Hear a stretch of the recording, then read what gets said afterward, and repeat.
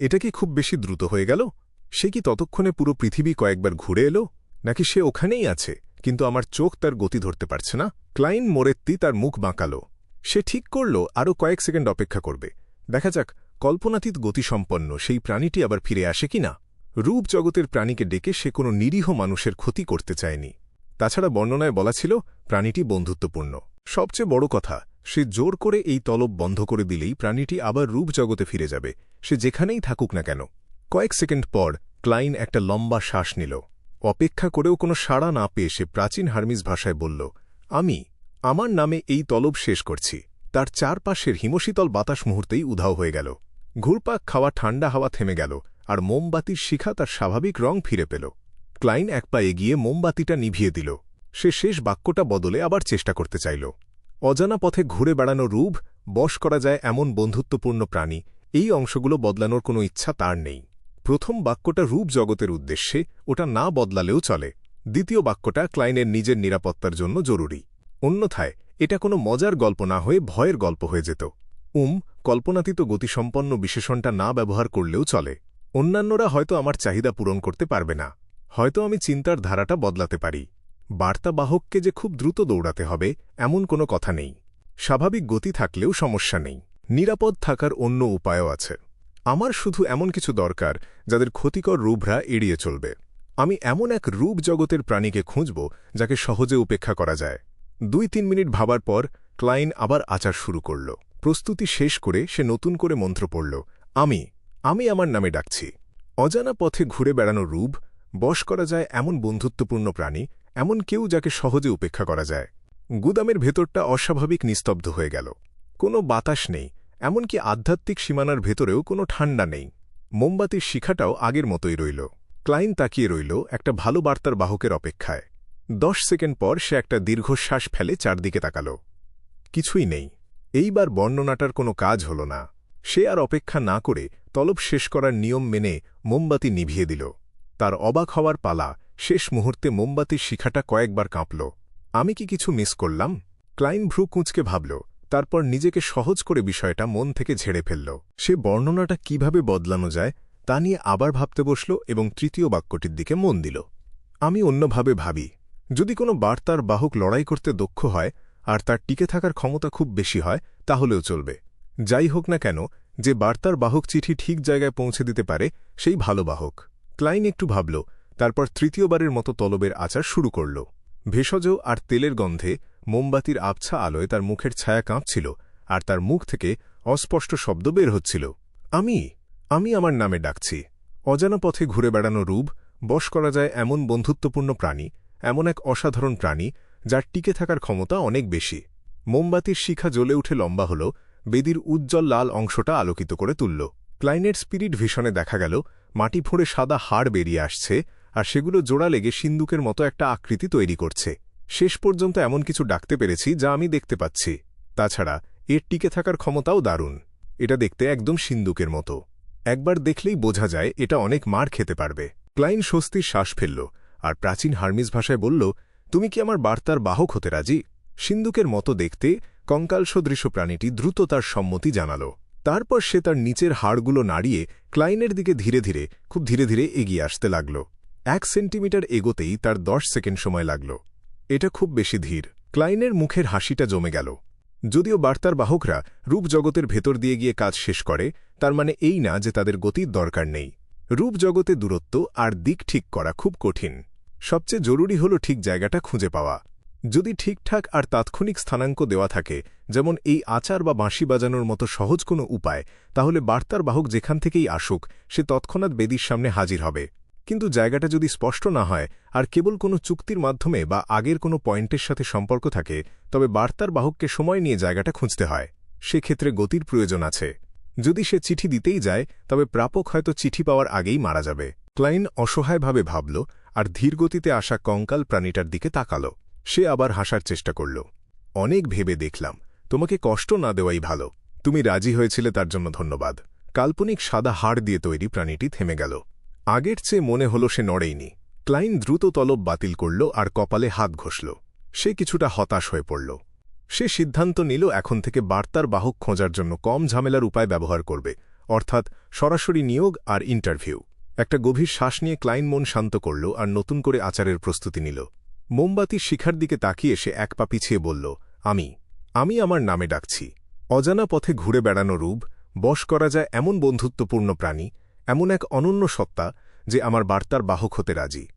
হুরার! আধ্যাত্মিক সীমানার ভেতর দিয়ে প্রচণ্ড বাতাস বইল, আর ক্লাইনের হাফটপ হ্যাটটা প্রায় উড়ে গিয়েছিল। মোমবাতির শিখা কেঁপে উঠে মানুষের মাথার সমান বড় হয়ে গেল। সেটা এতটাই ফ্যাকাশে যে মনে হচ্ছিল তার শরীরের সব উত্তাপ হারিয়ে গেছে।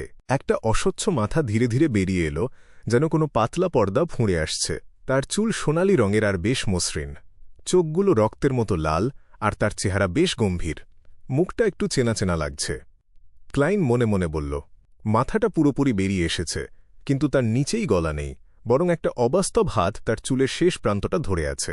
হাতের কবজির পেছনে জটিল সব নকশা, আর কাফ এর রং গাঢ়। তলব করা রূপজগতের প্রাণীটি দ্রুত গতিতে হাজির হল, আর কিছুক্ষণের মধ্যেই সে পুরোপুরি ক্লাইনের সামনে দাঁড়িয়ে গেল। সে সত্যিই এক পরিচিত ব্যক্তি, সেই মাথাবিহীন নারী যার সাথে ক্লাইনের দেখা হয়েছিল সমুদ্রের তলার কালভেতুয়ার ধ্বংসাবশেষের পথে একটা দুর্গের চূড়ায়। সে এখন আর আগের মতো দুর্গের সমান বিশাল নেই। এখন সে একজন লম্বা, সাধারণ নারী। অবশ্যই তার গলায় এখনও কাটা দাগ, আর হাতে সেই 4টি একই রকম মাথা। তুমি কি আমাকে ডেকেছ? কালো পোশাক পরা মাথাবিহীন নারীটি চুপচাপ দাঁড়িয়ে রইল। তার ঝুলে থাকা 4টি মাথা প্রাচীন ফেইস্যাক ভাষায় একের পর এক কথা বলে উঠল। সে সরাসরি কথার মাধ্যমে যোগাযোগ করতে পারে। এই রূপজগতের প্রাণীর মান বেশ উঁচু। আমার মনে আছে তোমার একটা দুর্গ ছিল। তুমি নিজেই একটা সম্পত্তির মালিক, তাহলে এখন বার্তার বাহকের চাকরির জন্য আবেদন করছ কেন? ক্লাইন দীর্ঘশ্বাস ফেলে মনে মনে মজা নিল। তারপর সে মাথাবিহীন নারীর পেছনের মোমবাতির দিকে তাকাল। সে হতাশ হয়ে দেখল যে অন্য কোনো রূপ বেরিয়ে আসেনি। সে ভেবেছিল অনেক রূপজগতের প্রাণী তার বার্তার বাহক হওয়ার জন্য লাইনে দাঁড়িয়ে ইন্টারভিউ দেবে। শেষ পর্যন্ত মাত্র একজনই সাড়া দিয়েছে। এটা নিশ্চয়ই তলবের আচারের কোনো সমস্যা। এটা বেশ সহজ আর সাধারণ আচারের পর্যায়ে পড়ে, তাই একসাথে অনেককে ডাকা সম্ভব নয়। ক্লাইন মাথাবিহীন নারীটির দিকে তাকিয়ে গম্ভীরভাবে মাথা নাড়াল। অন্যপক্ষ কিছু বলার আগেই সে আর একটা প্রশ্ন যোগ করল, তুমি কি তুলনামূলক দ্রুত গতিতে রূপ জগতে ঘুরতে পারো? তোমার টিকে থাকার ক্ষমতা কেমন? মাথাবিহীন নারীটির মাথাগুলো জবাব দিল, হ্যাঁ, খুব খারাপ না। কথা বলার সময় সে একবার উপরে ভেসে উঠল আর দ্রুত নিচে নেমে এলো, তার গতি প্রদর্শন করার জন্য। ক্লাইন ঠিক করল অনিশ্চিত ফলাফলের জন্য আর পরীক্ষা চালাবে না। সে গম্ভীর হয়ে জিজ্ঞেস করল, তুমি কি চুক্তিবদ্ধ হয়ে আমার বার্তার বাহক হতে রাজি? মাথাবিহীন নারীর পোশাকটা হালকা দুলল, আর তার সোনালি চুল ও লাল চোখের 4টি মাথা একসাথে মাথা নাড়াল। হ্যাঁ, প্রতিবার একটা স্বর্ণমুদ্রা। প্রতিটা চিঠির জন্য একটা স্বর্ণমুদ্রা। আইজ্যাক এমন কোনো কথা বলেননি যে রূপ জগতের প্রাণীদের এমন শখ আছে। ঠিক, তিনি বলেছিলেন চুক্তি করার সময় আলাপ আলোচনা আর যোগাযোগই মূল বিষয়। তার মানে কি এটা যোগাযোগের একটা অংশ? ক্লাইন অবাক হয়ে গেল, আর সাথে সাথে তলব বাতিল করতে চাইল। 1 মিনিট অপেক্ষা করো, আমাকে হয়তো টাকা দিতে হবে না। যে ডাকবে সেই টাকা দেবে। হয়তো আমাদের যোগাযোগ বাড়লে পরে টাকা দেওয়ার সুযোগ থাকবে। কিছুক্ষণ ভেবে ক্লাইন রাজি হয়ে গেল। ঠিক আছে, চুক্তি স্বাক্ষর করা যাক। সে আগে থেকে তৈরি রাখা একটা গাঢ় লাল ঝরনা কলম আর হলদে বাদামি ছাগলের চামড়ার পার্চমেন্ট তুলে নিল। সে দ্রুত প্রাচীন হার্মিস ভাষায় চুক্তিটা লিখে ফেলল, যে ভাষায় প্রকৃতির শক্তি জাগিয়ে তোলা যায়। চুক্তির ধরন আর নিয়মগুলো আইজ্যাকের চিঠিতে বিস্তারিত লেখা ছিল। সেগুলো খুব স্পষ্ট আর সংক্ষিপ্ত। সেখানে লেখা ছিল, বাহক চিঠি দেখতে পারবে না, চিঠি ফেলে দিতে পারবে না, কিংবা চুক্তিকারীর জীবনের ঝুঁকি বাড়াতে পারবে না। অবশ্যই চিঠির বিষয়বস্তু যদি বার্তার বাহকের সাথে জড়িত থাকে তবে তাকে আগেভাগে জানাতে হবে। এর পাশাপাশি ক্লাইন একটা ধারা যোগ করল, প্রতি চিঠির জন্য একটা স্বর্ণমুদ্রা দেওয়া হবে, যেটা চুক্তিকারী কিংবা প্রাপক দিতে পারবে। চুক্তিটা কার্যকর করার জন্য শেষের দিকে সেই দেবতার সম্মানের নাম ব্যবহার করা হল, যিনি এই বিষয়ের দায়িত্বে আছেন। এটা একটা মৃতদের চুক্তি। সাধারণত এর জন্য ডেথের নাম ব্যবহার করা হয়, কিন্তু ডেথ অনেক আগেই হারিয়ে গেছেন, তার কাছ থেকে কোনো সাড়া নেই। তাই আইজ্যাক বলেছিলেন যে মৃতদের জগতের উচ্চপদস্থ কারো বর্ণনা ব্যবহার করে এটা করা যেতে পারে, যদিও তার বাঁধন খুব একটা শক্ত হবে না। ক্লাইন নিঃসন্দেহে আন্ডারওয়ার্ল্ড বেছে নিল, যার সাথে এই মহান শক্তির গভীর সম্পর্ক আছে। সব মৃত্যুর আবাস, রূপ জগতের গভীরে লুকিয়ে থাকা নরক, সব জীবের ধ্বংসের সাক্ষী, যা কেবল ডেথের রাজ্যের অন্তর্গত। এই 4টি লাইন লেখার পর হলদে বাদামি পার্চমেন্টটা সবুজ শিখায় জ্বলতে শুরু করল, যা চারপাশের অন্ধকার পরিবেশকে আলোকিত করে তুলল। লেখা শেষ করার পর ক্লাইন আইজ্যাকের তামার বাঁশিটা বের করল, সেটা পার্চমেন্টের ওপর রাখল আর তার বর্তমান নাম লিখল, গেরম্যান স্প্যারো। এটার জন্য আসল নাম লাগে না, কারণ তার উপস্থিতি চুক্তিতে ঢুকে যাবে। নামটা শুধু ডাকার জন্য, অর্থাৎ গেরম্যান স্প্যারোর বার্তার বাহক কাজ করবে, কিন্তু ক্লাইন মোরেত্তির চুক্তিবদ্ধ প্রাণী কাজ করবে না। ক্লাইন সই করা শেষ করতেই পার্চমেন্টটা ভেসে উঠল, সাথে আইজ্যাকের তামার বাঁশি আর লাল কলমটা নিয়ে সে মাথাবিহীন নারীর দিকে উড়ে গেল। মাথাবিহীন নারী সোনালি চুল আর লাল চোখের মাথাটা দিয়ে কলমটা কামড়ে ধরল আর তার নাম লিখল, রিন্যাট থিনেকার। সবুজ শিখাগুলো দ্রুত একসাথে জড়ো হয়ে আইজ্যাকের তামার বাঁশি আর চামড়ার পার্চমেন্টকে ঘিরে ফেলল। কয়েক সেকেন্ড পর পার্চমেন্টটা ছাই হয়ে গেল আর তামার বাঁশিটা ক্লাইনের হাতে পড়ল। মাথাবিহীন নারী রিনেট তার 4 মাথার চোখ দিয়ে একসাথে পলক ফেলল আর তার শরীর দ্রুত মোমবাতির ফ্যাকাশে শিখার ভেতর মিলিয়ে গেল। চুক্তি হওয়ার পর ক্লাইনের আর তলব বাতিল করার দরকার হল না। সে তার ইচ্ছা মতোই এটা করতে পারবে। উফ, শেষ পর্যন্ত আমি একটা বার্তার বাহক পেলাম। অজানা পথে ঘুরে বেড়ানো রূপ, বশ করা যায় এমন বন্ধুত্বপূর্ণ প্রাণী, গেরম্যান স্প্যারোর বার্তার বাহক। যখন সুযোগ পাব কোনো কারিগর দিয়ে তামার বাঁশির মতো কিছু তৈরি করিয়ে নেব, যাতে প্রতিবার আচারের মাধ্যমে বার্তার বাহককে ডাকতে না হয়। ক্লাইন বেশ ভালো মেজাজে সব গুছিয়ে নিল। পরের কয়েকদিন বায়াম ধীরে ধীরে স্বাভাবিক হয়ে এল, কিন্তু ডানিটাজ অ্যাডমিরাল অব ব্লাডের জলদস্যু দলের কাছ থেকে কোনো টেলিগ্রাম পেল না। রবিবার সকালে সে পত্রিকা উল্টাতে উল্টাতে হঠাৎ গলার স্বর নামিয়ে ক্লাইনকে বলল, আজ রাতে বিয়ন্ডারদের একটা জমায়েত আছে, যেতে চাও?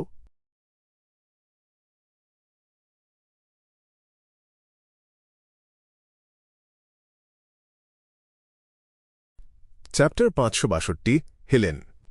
বিয়ন্ডার গ্যাদারিং? ক্লাইন একটু ভাবল, তারপর মাথা নাড়ল। বলল, ঠিক আছে, ম্যারিওনেটিস্ট পোষণের সাপ্লিমেন্টারি উপাদান জোগাড় করার কাজটা এগিয়ে নিয়ে আসা যাক। দেখা যেতে পারে একজন আর্টিসানের সাথেও দেখা হয়ে যায় কিনা। মনে মনে সে নিজের প্ল্যানগুলো সাজাতে শুরু করল। গেরম্যান স্প্যারো রাজি হয়ে গেছে দেখে ড্যানিচ চাপা একটা স্বস্তির নিঃশ্বাস ফেলল। ভেতরে ভেতরে সে খুশিটা চেপে রাখতে পারছিল না। গত কয়েকদিন তার বাউন্টি অনেক বেড়ে গিয়েছিল বলে সে চুপচাপ সুটেই বসে রেডিও ট্রান্সিভারের দিকে নজর রেখেছিল। বোরিং লাগছিল এতই যে সে চাইছিল সন্ধ্যাটা যেন তাড়াতাড়ি চলে আসে। ড্যানিজ যে বিয়ন্ডার গ্যাদারিংয়ের কথা বলল, সেটা হয় অ্যামেরিস লিফ বারে। পাইরেট, ইনফর্মার আর অ্যাডভেঞ্চারারদের আড্ডার জায়গা। ইনফরমেশন জোগাড় করতে কিংবা সাপ্লাই কিনতে এটা প্রথম পছন্দ।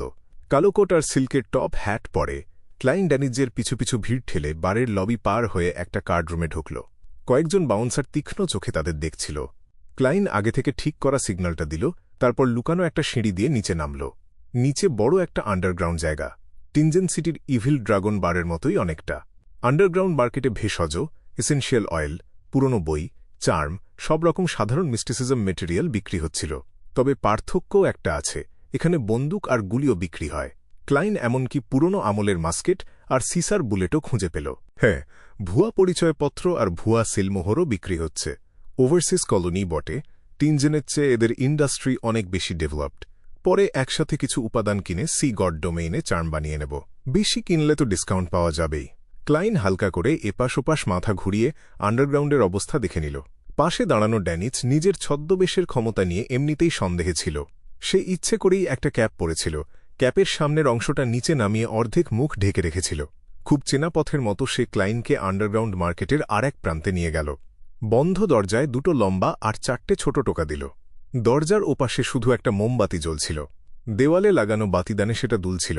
ছোট্ট ঘরটার মধ্যে হলদে আলো ছড়াচ্ছিল। ড্যানিচ দেওয়ালে ঝোলানো আর টেবিলে রাখা লম্বা পোশাক, মুখোশ, এসব দেখিয়ে ক্লাইনকে বলল, ছদ্মবেশ নেবে কিনা সেটা তোমার ইচ্ছা, না নিলেও চলবে। ক্লাইন চারপাশে তাকাল। তার চোখ ঘরের ভেতরে দাঁড়ানো বাউন্সারদের ওপর দিয়ে ঘুরে গেল। দরকার নেই, আমি এখন কিংডমের মিলিটারির ইনফর্মার, চার্চ অফ স্টর্মসও আমার পরিচয় জানে। ভয়ের কিছু নেই। পাইরেট আর অ্যাডভেঞ্চাররা যদি ছদ্মবেশ না দেখে কোনো বাজে চিন্তা করে, আমাকে আক্রমণ করতে আসে। হে হে। ক্লাইনের চোখের সামনে হঠাৎ ভেসে উঠল বাউন্টি রিওয়ার্ড একটার পর একটা উড়ে আসছে তার দিকে। ড্যানিজ মনে মনে ঠোঁট বাঁকাল, একটা কালো লোহার মুখোশ তুলে নিয়ে পড়ল। তারপর একজন বাউন্সারের পিছু পিছু সে আর ক্লাইন আর একটা আবছা করিডোর পেরিয়ে অন্য একটা ঘরে ঢুকল। ঘরটা খুব জমকালোভাবে সাজানো। মেঝেতে সাউদার্ন কন্টিনেন্টের একটা পুরু কার্পেট পাতা। দেওয়ালে চকচকে বাতিদান, মোমবাতির তাজা গন্ধ আলোর সাথে মিশে চারদিকে ছড়াচ্ছিল। ক্লাইন চারপাশে এক ঝলক চোখ বুলিয়ে নিল। ড্যানিজের সাহায্য ছাড়াই সে একটা বাদামি চামড়ার সোফা খুঁজে পেল, বসে পড়ল। পিছনে হেলান দিয়ে ডান পাটা বাঁ পায়ের ওপর তুলে দিল। ঘরে আগে থেকেই 20 জনেরও বেশি লোক জড়ো হয়েছে, নানা বয়সের, নানা লিঙ্গের। কেউ কেউ হুডওয়ালা আলখাল্লা পরা, কেউ আবার মুখ খোলা। সকালে ড্যানিজ যেমন বলেছিল, এই গ্যাদারিংয়ের সবাই বিয়ন্ডার না। এদের মধ্যে কিছু লোক বিভিন্ন গোষ্ঠীর মুখপাত্র, কেউ অ্যাডভেঞ্চারার, কেউ পাইরেট, কেউ আবার মিস্টিসিজম পাগল, যারা নিজেরাই বিয়ন্ডার হতে চায়। চুপচাপ পরিবেশের সময় ধীরে ধীরে কাটছিল। মিনিট 7-8 পরে রিক্লাইনিং চেয়ারে বসা বুড়ো লোকটা পিঠ সোজা করল, হাত দুটো ক্রস করল, হাসতে হাসতে বলল, সবাই এবার শুরু করা যাক।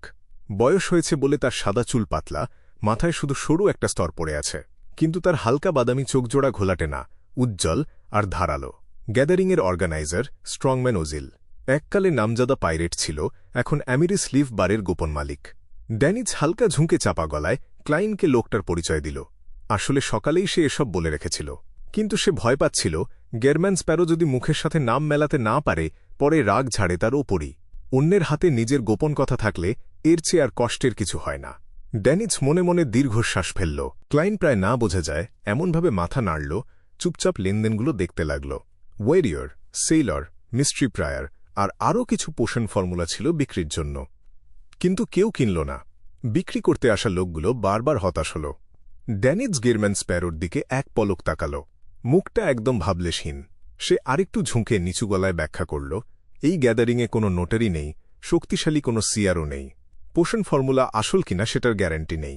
এই সব নকল বানানো সহজ, আর কেউ ধরে ফেললেও বিক্রেতাকে শাস্তি দেওয়া যায় না, কারণ সে নিজেও তো ভুক্তভোগী হতে পারে।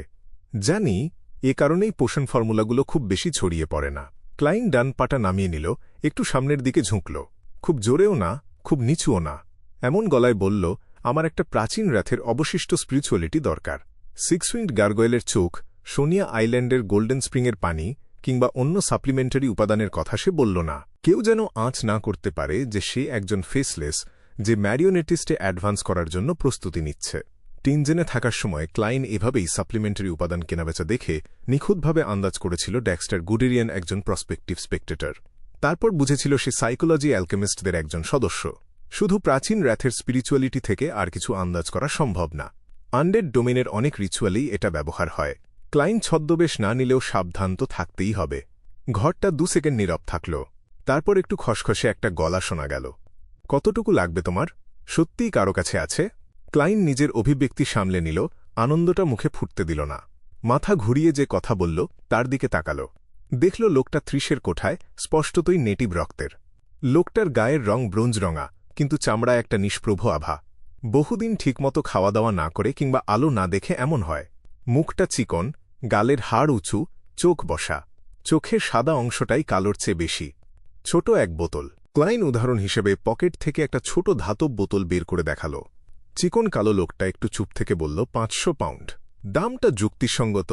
ক্লাইন আসলে দরাদরি করতে চাইছিল, কিন্তু চোখের কোণে দেখল পাশে বসা ড্যানিজকে।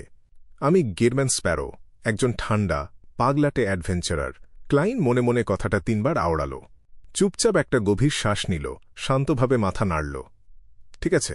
আগে থেকে গুছিয়ে রাখা ক্যাশের মোটা বান্ডেলটা বের করল, 500 পাউন্ড গুনে আলাদা করল।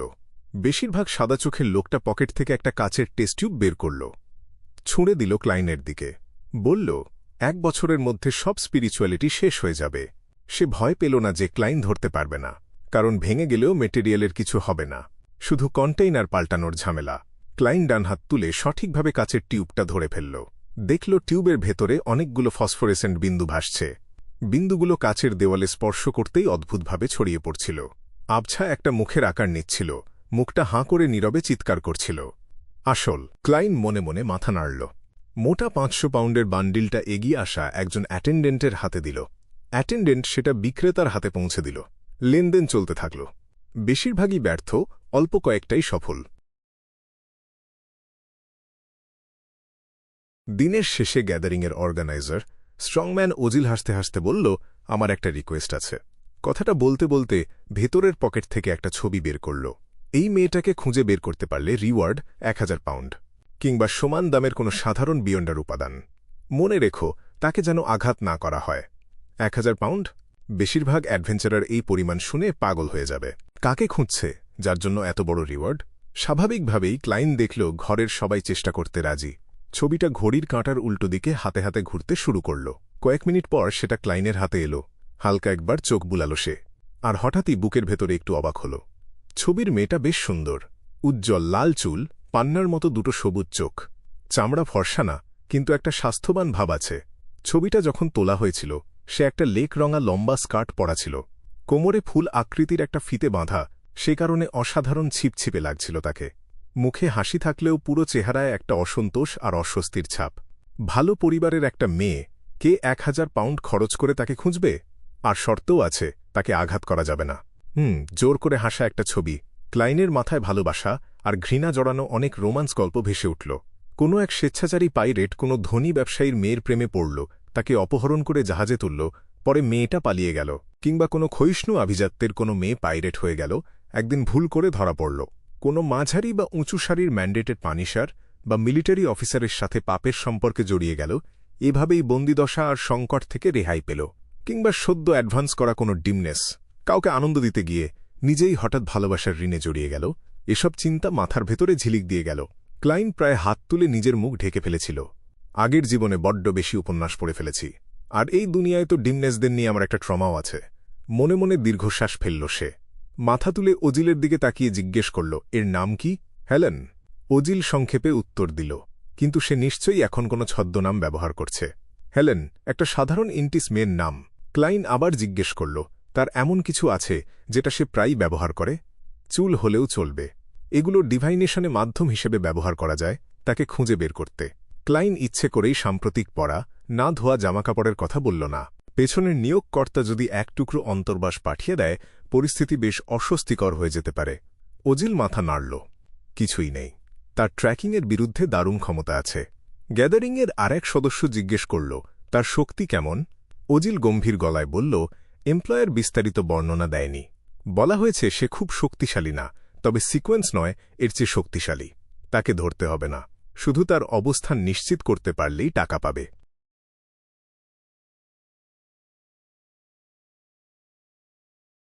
অধ্যায় 563, দ্য ফুলের আশীর্বাদ। অ্যামেরিস লিফ বারের বাইরের রাস্তায় দাঁড়িয়ে ডানিটজ উত্তেজনায় হাত কচলাচ্ছিল। শুধু ওই মেয়েটার অবস্থান কনফার্ম করতে পারলেই 1000 পাউন্ড। এমন মিশন আমি জীবনেও দেখিনি। সে মুঠো শক্ত করে লম্বা লোহার কালো গ্যাস ল্যাম্পপোস্টে একটা ঘুষি মারল। তার এক্ষুনি ইচ্ছে করছিল পুরো শহর চষে বেরিয়ে হেলেন নামের লাল চুলের মেয়েটাকে খুঁজে বের করতে। ডানিটজের কাছে 1000 পাউন্ড মোটেও কম টাকা ছিল না। বায়ামে তার সম্পত্তির লিস্টে আরেকটা বাড়ি যোগ করার জন্য এই টাকাই যথেষ্ট ছিল, যদিও সেটা সবচেয়ে জমজমাট আর দামি এলাকায় হতো না। আগে যেই এলফ ফ্লাইং কার্পেট সে পেয়েছিল, সেটার দাম ছিল মাত্র 2 থেকে 3000 পাউন্ডের মতো। সেটা সে স্টিল মাভেতি আর ব্লাড ব্র্যাম্বলস হেনরির মতো বিপজ্জনক লোকদের সাথে লড়াই করে পুরস্কার হিসেবে পেয়েছিল। কাউকে শুধু খুঁজে বের করার সহজ মিশনের সাথে সেটার কোনো তুলনাই হয় না। সামনে হাঁটছিল ক্লাইন মোরেত্তি। তার হাতে ছিল খবরের কাগজে মোড়ানো একটা প্যাকেট। ভেতরে ছিল চার্ম তৈরির উপকরণ, যেগুলো কিনতে তার 15 পাউন্ড লেগেছিল। সে একটু পায়ের গতি কমিয়ে ডানিটজের দিকে তাকাল। কোনো ভাবান্তর ছাড়াই বলল, 5500 পাউন্ড। ডানিটজের মুখের উত্তেজনা মুহূর্তেই জমে গেল। তখনই তার একটা গুরুত্বপূর্ণ ব্যাপার মনে পড়ল।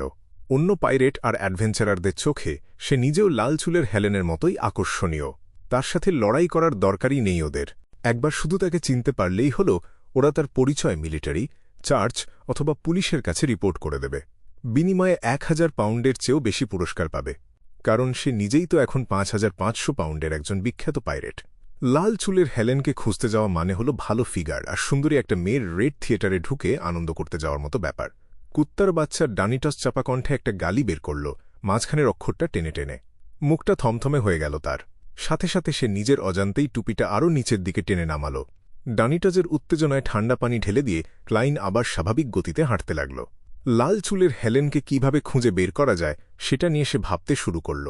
মাধ্যম আর জরুরি তথ্যের অভাবে ডিভিনেশন করাটা কঠিন হয়ে দাঁড়িয়েছিল, তাই অন্য পদ্ধতির কথা ভাবতে হল তাকে। পুরো শহরে আমার অনুসারীদের কাজে লাগিয়ে খোঁজ করাব? এই কাজ তো একমাত্র চার্চ, মিলিটারি আর পুলিশই করতে পারে। লোকাল গ্যাংগুলোর পক্ষেও এটা প্রায় অসম্ভব। দাঁড়াও, আমি তো পারি। আমি এখন সি গড কালভেতুয়া। আমার বিশ্বাসীরা বায়াম আর ব্লু মাউন্টেন আইল্যান্ড জুড়ে ছড়িয়ে আছে। আমি শুধু একটা ঘোষণা, না একটা রিভেলেশন দিলেই সব বিশ্বাসী মিলে লাল চুলের হেলেনকে খুঁজতে শুরু করবে। কিন্তু এতে কি আমার মানসম্মান নষ্ট হবে না? মাত্র 1000 পাউন্ডের জন্য এমন কাজ করা। একজন দেবতারও তো কিছু সম্মান বাঁচাতে হয়। আমি যদি আসল সি গড হতাম তাহলে এসব নিয়ে ভাবতাম না, কিন্তু আমি তো কালভেতুয়ার অভিনয় করছি। যতটা সম্ভব দেবতার মর্যাদা ধরে রাখতে হবে আমাকে।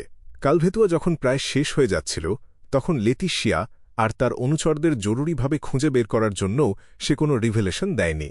শুধু উপরের পর্যায়ের অনুসারীদের নির্দেশ দিয়েছিল।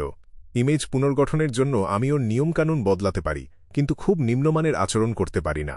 আসল অভিনয়ের জন্য এটাও একটা শর্ত। শুধু কালাত, অ্যাডমন্টন আর অন্যদের রিভেলেশন দিয়ে পুরো খোঁজ চালানো কঠিন হবে। আবার ওরা ব্যাপারটাকে অনেক বড় করে ফেলবে এবং বিরাট হইচই লাগিয়ে দেবে। পরে সামলানো আরও কঠিন হয়ে যাবে। আরেকটা উপায় আছে। আমি রেডিও ট্রান্সিভারটা গ্রে ফগের উপরে ছুঁড়ে দিতে পারি, আর ম্যাজিক মিরর অ্যারোডেসের সাথে যোগাযোগের চেষ্টা করতে পারি। ওকে, লাল চুলের হেলেনের অবস্থান জিজ্ঞেস করব। তবে এই ব্যাপারে সাবধান থাকতে হবে। আগে থেকে প্রস্তুতি নিতে হবে আর ডিফিনেশন করে নিশ্চিত হতে হবে। ট্রু ক্রিয়েটর বা আদিম দানবীর কাছ থেকে কোনো অদ্ভুত টেলিগ্রাম পেতে চাই না আমি। ওগুলোর দিকে একবার তাকালেই হয়তো পাগল হয়ে যাব। দ্রুত আইডিয়া বের করে ক্লাইন রাস্তার কোণে দাঁড়িয়ে থাকা একটা ভাড়ার গাড়িতে উঠল। ডানিটজ টুপিটা চেপে ধরে পেছন পেছন উঠে পড়ল। উইন্ড অফ আজুরিনে ফিরে এসে ক্লাইন তার টুপি আর কোট খুলল। ডানিটজকে বলল, তোমার ক্যাপ্টেন যদি স্বপ্নের মাধ্যমে যোগাযোগ করে, লাল চুলের হেলেন সম্পর্কে জিজ্ঞেস করো। সে সম্ভবত জানে না। নইলে আমিও এই লাল চুলের হেলেনের কথা আগেই জানতাম। ডানিটজ হেসে বলল, জানি না কে এই মেয়েকে খুঁজছে, 1000 পাউন্ড দিতে রাজি। তার মাথায় নানা চিন্তা ঘুরছিল।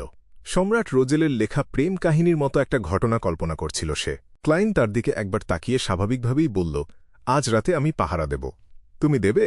ডানিটজ ফ্যান্টাসি থেকে হঠাৎ ছিটকে বেরিয়ে এলো। ভাবল, ভুল শুনল না তো? ক্লাইন মাথা নাড়ল।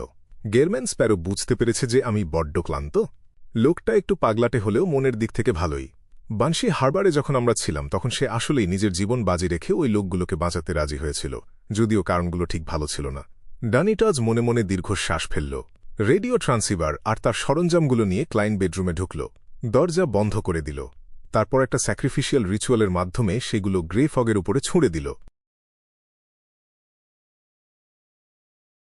সব কাজ শেষ করে ক্লাইন বিশাল প্রাসাদ থেকে তাড়াতাড়ি বের হতে চাইল না। সে হাত নাড়ল, আর জাঙ্কপাইল থেকে সি গড সেপ্টার উড়ে এলো। সে বিভিন্ন মানুষের প্রার্থনাগুলো ঘেঁটে দেখল। মানুষের কিভাবে একাধিক রূপ থাকে সে বিষয়ে অভিজ্ঞতা অর্জন করল। মাঝে মাঝে সে সাড়াও দিচ্ছিল, ঠিক যেন একটা বাচ্চা নতুন খেলনা পেয়ে যার আগ্রহ এখনও ফুরায়নি। ক্লাইনের ঘাঁটাঘাঁটি যখন শেষের দিকে, তখন দো ফুলের আসনের চারপাশে আলোর ঢেউ তৈরি হতে লাগল। কেউ আমার কাছে প্রার্থনা করছে, দ্য ফুলের কাছে, সি গডের কাছে না। ক্লাইন ভ্রু তুলল। সে নিজের স্পিরিচুয়ালিটি ছড়িয়ে দিল, আর ঢেউয়ের আলোর মধ্যে দৃশ্যটা স্ক্যান করল।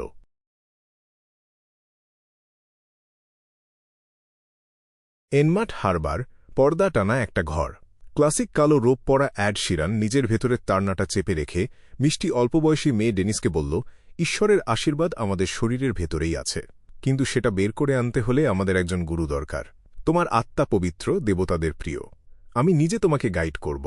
এই প্রক্রিয়ায় যাই ঘটুক না কেন, তোমাকে আমাকে বিশ্বাস করতে হবে আর আমার কথা শুনতে হবে। তার আগে তোমার কোনো প্রশ্ন আছে? অ্যাড শিরান ছিল একজন প্রতারক। তার বিশেষত্ব ছিল একটা কাল্ট প্রতিষ্ঠা করে মানুষকে টাকা আর শরীরের জন্য ঠকানো, তারপর পুলিশের নজরে পড়ার মতো অবস্থায় পৌঁছানোর আগেই কেটে পড়ত। এবার সে ব্যাকল্যান্ড থেকে এসেছিল। দ্য ফুলের ব্লেসড সেজে এসেছিল, যাকে রাজধানীর অনেক গ্যাংস্টার খুঁজছিল। সে তার টার্গেট গ্রুপের মধ্যে এক ব্যাচ বিশ্বাসীও বানিয়ে ফেলেছিল। সে মিথ্যা দাবি করেছিল যে দ্য ফুল আসলে লর্ড অফ স্টর্মসের অবতার। কেয়ামতের সময় তিনি বিশ্বাসীদের রক্ষা করতে আসবেন। এই গোপন কথাটা প্রকাশ্যে বলা যাবে না, শুধু গোপনে ছড়াতে হবে। নইলে অন্য চার্চের দেবতাদের নজর পড়বে। শুধু যারা মনোনীত তারাই আগে থেকে দ্য ফুলে বিশ্বাস স্থাপন করতে পারবে আর প্রথম দলে মুক্তি পাবে। নিজেকে আরও বিশ্বাসযোগ্য করে তোলার জন্য সে ব্যাকল্যান্ডে অনেক টাকা খরচ করেছিল। দ্য ফুলের সম্মানসূচক নাম লেখা একটা কাগজও কিনেছিল। ওই কাগজে আসলে কি লেখা ছিল সে বিষয়ে তার মন্তব্য ছিল, দেখে মনে হচ্ছে আসল। ভয় আর প্রত্যাশা মিশিয়ে ডেনিস জিজ্ঞেস করল, লর্ড অ্যাডোরার, আমরা যখন ঈশ্বরের সম্মানসূচক নাম পড়লাম তখন কেন কোনো সাড়া পেলাম না? আমরা কি ব্লেসড না? আমাদের না নির্বাচিত করা হয়েছে আর ঈশ্বরের কৃপায় স্নান করার কথা? আমি এক্ষুনি তোমাকে ঈশ্বরের কৃপা দিচ্ছি। অ্যাড শিরান একটা লম্বা শ্বাস নিল। মাথার ভেতরে ভেসে ওঠা লোভনীয় ছবিগুলো চাপা দিল। দুইটা কারণ। প্রথম, তুমি এখনও নিজের শরীরের ভেতরে লুকানো ঈশ্বরের কৃপা আবিষ্কার করতে পারোনি। পরে সেটা বের করতে আমি তোমাকে সাহায্য করব। দ্বিতীয়, তুমি যথেষ্ট ভক্ত না। তর্ক করো না, আমি তোমার ভেতরটা দেখতে পাচ্ছি। এসব হয়ে গেলে তুমিও আমার মতো ঈশ্বরের সম্মানসূচক নাম পড়তে পারবে আর সাড়াও পাবে। ডেনিসের পূজনীয় আর কৌতূহলী চাহনির সামনে অ্যাড শিরান পাশের টেবিল থেকে একটা কলম তুলে নিল। কাগজে কিছু লাইন আঁকিবুঁকি করল। সেটা ছিল হার্মিজ ভাষায় লেখা স্যাক্রিফিশিয়াল অফারিংয়ের শব্দ। স্ক্যামটা সফল করার জন্য অ্যাড শিরান অনেক ধর্মীয় জ্ঞান অর্জন করেছিল, এমনকি বিশ্ববিদ্যালয়ের ইতিহাস বিভাগে গিয়ে আর্কিওলজি ক্লাসে বসেও থেকেছিল। ডেনিসের সামনে কাগজটা ধরে গর্বের সাথে হার্মিস ভাষায় লেখা শব্দগুলো পড়ল সে, দো ফুল, যে এই যুগের নয়, গ্রে ফগের উপরের রহস্যময় শাসক, হলুদ আর কালোর রাজা, যে সৌভাগ্যের অধিকারী। এরপর আধাবোজা চোখে 2 হাত মেলে স্বপ্নের ঘোরে যেন বলল, আমি ঈশ্বরের আশীর্বাদ অনুভব করছি। ঠিক সেই মুহূর্তে আকাশ থেকে একটা রূপালী বিদ্যুতের শিখা নেমে এলো, সরাসরি অ্যাড শিরানের মাথার উপর পড়ল। ছ্যাঁত করে একটা শব্দ হল, ছোট ছোট বিদ্যুতের ঝিলিক তার শরীরের উপর দিয়ে দৌড়ে বেড়াতে লাগল। ঈশ্বরের আশীর্বাদ নিয়ে সে মাটিতে পড়ে গেল।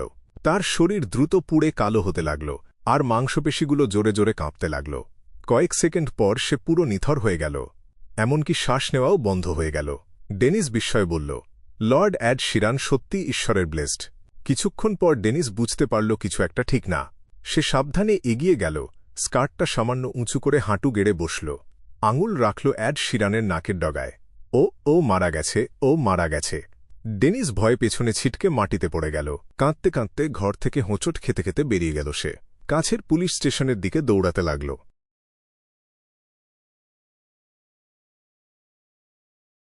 গ্রেফগের ওপরে ক্লাইন চুপচাপ সি গড সেপ্টারটা গুটিয়ে নিল।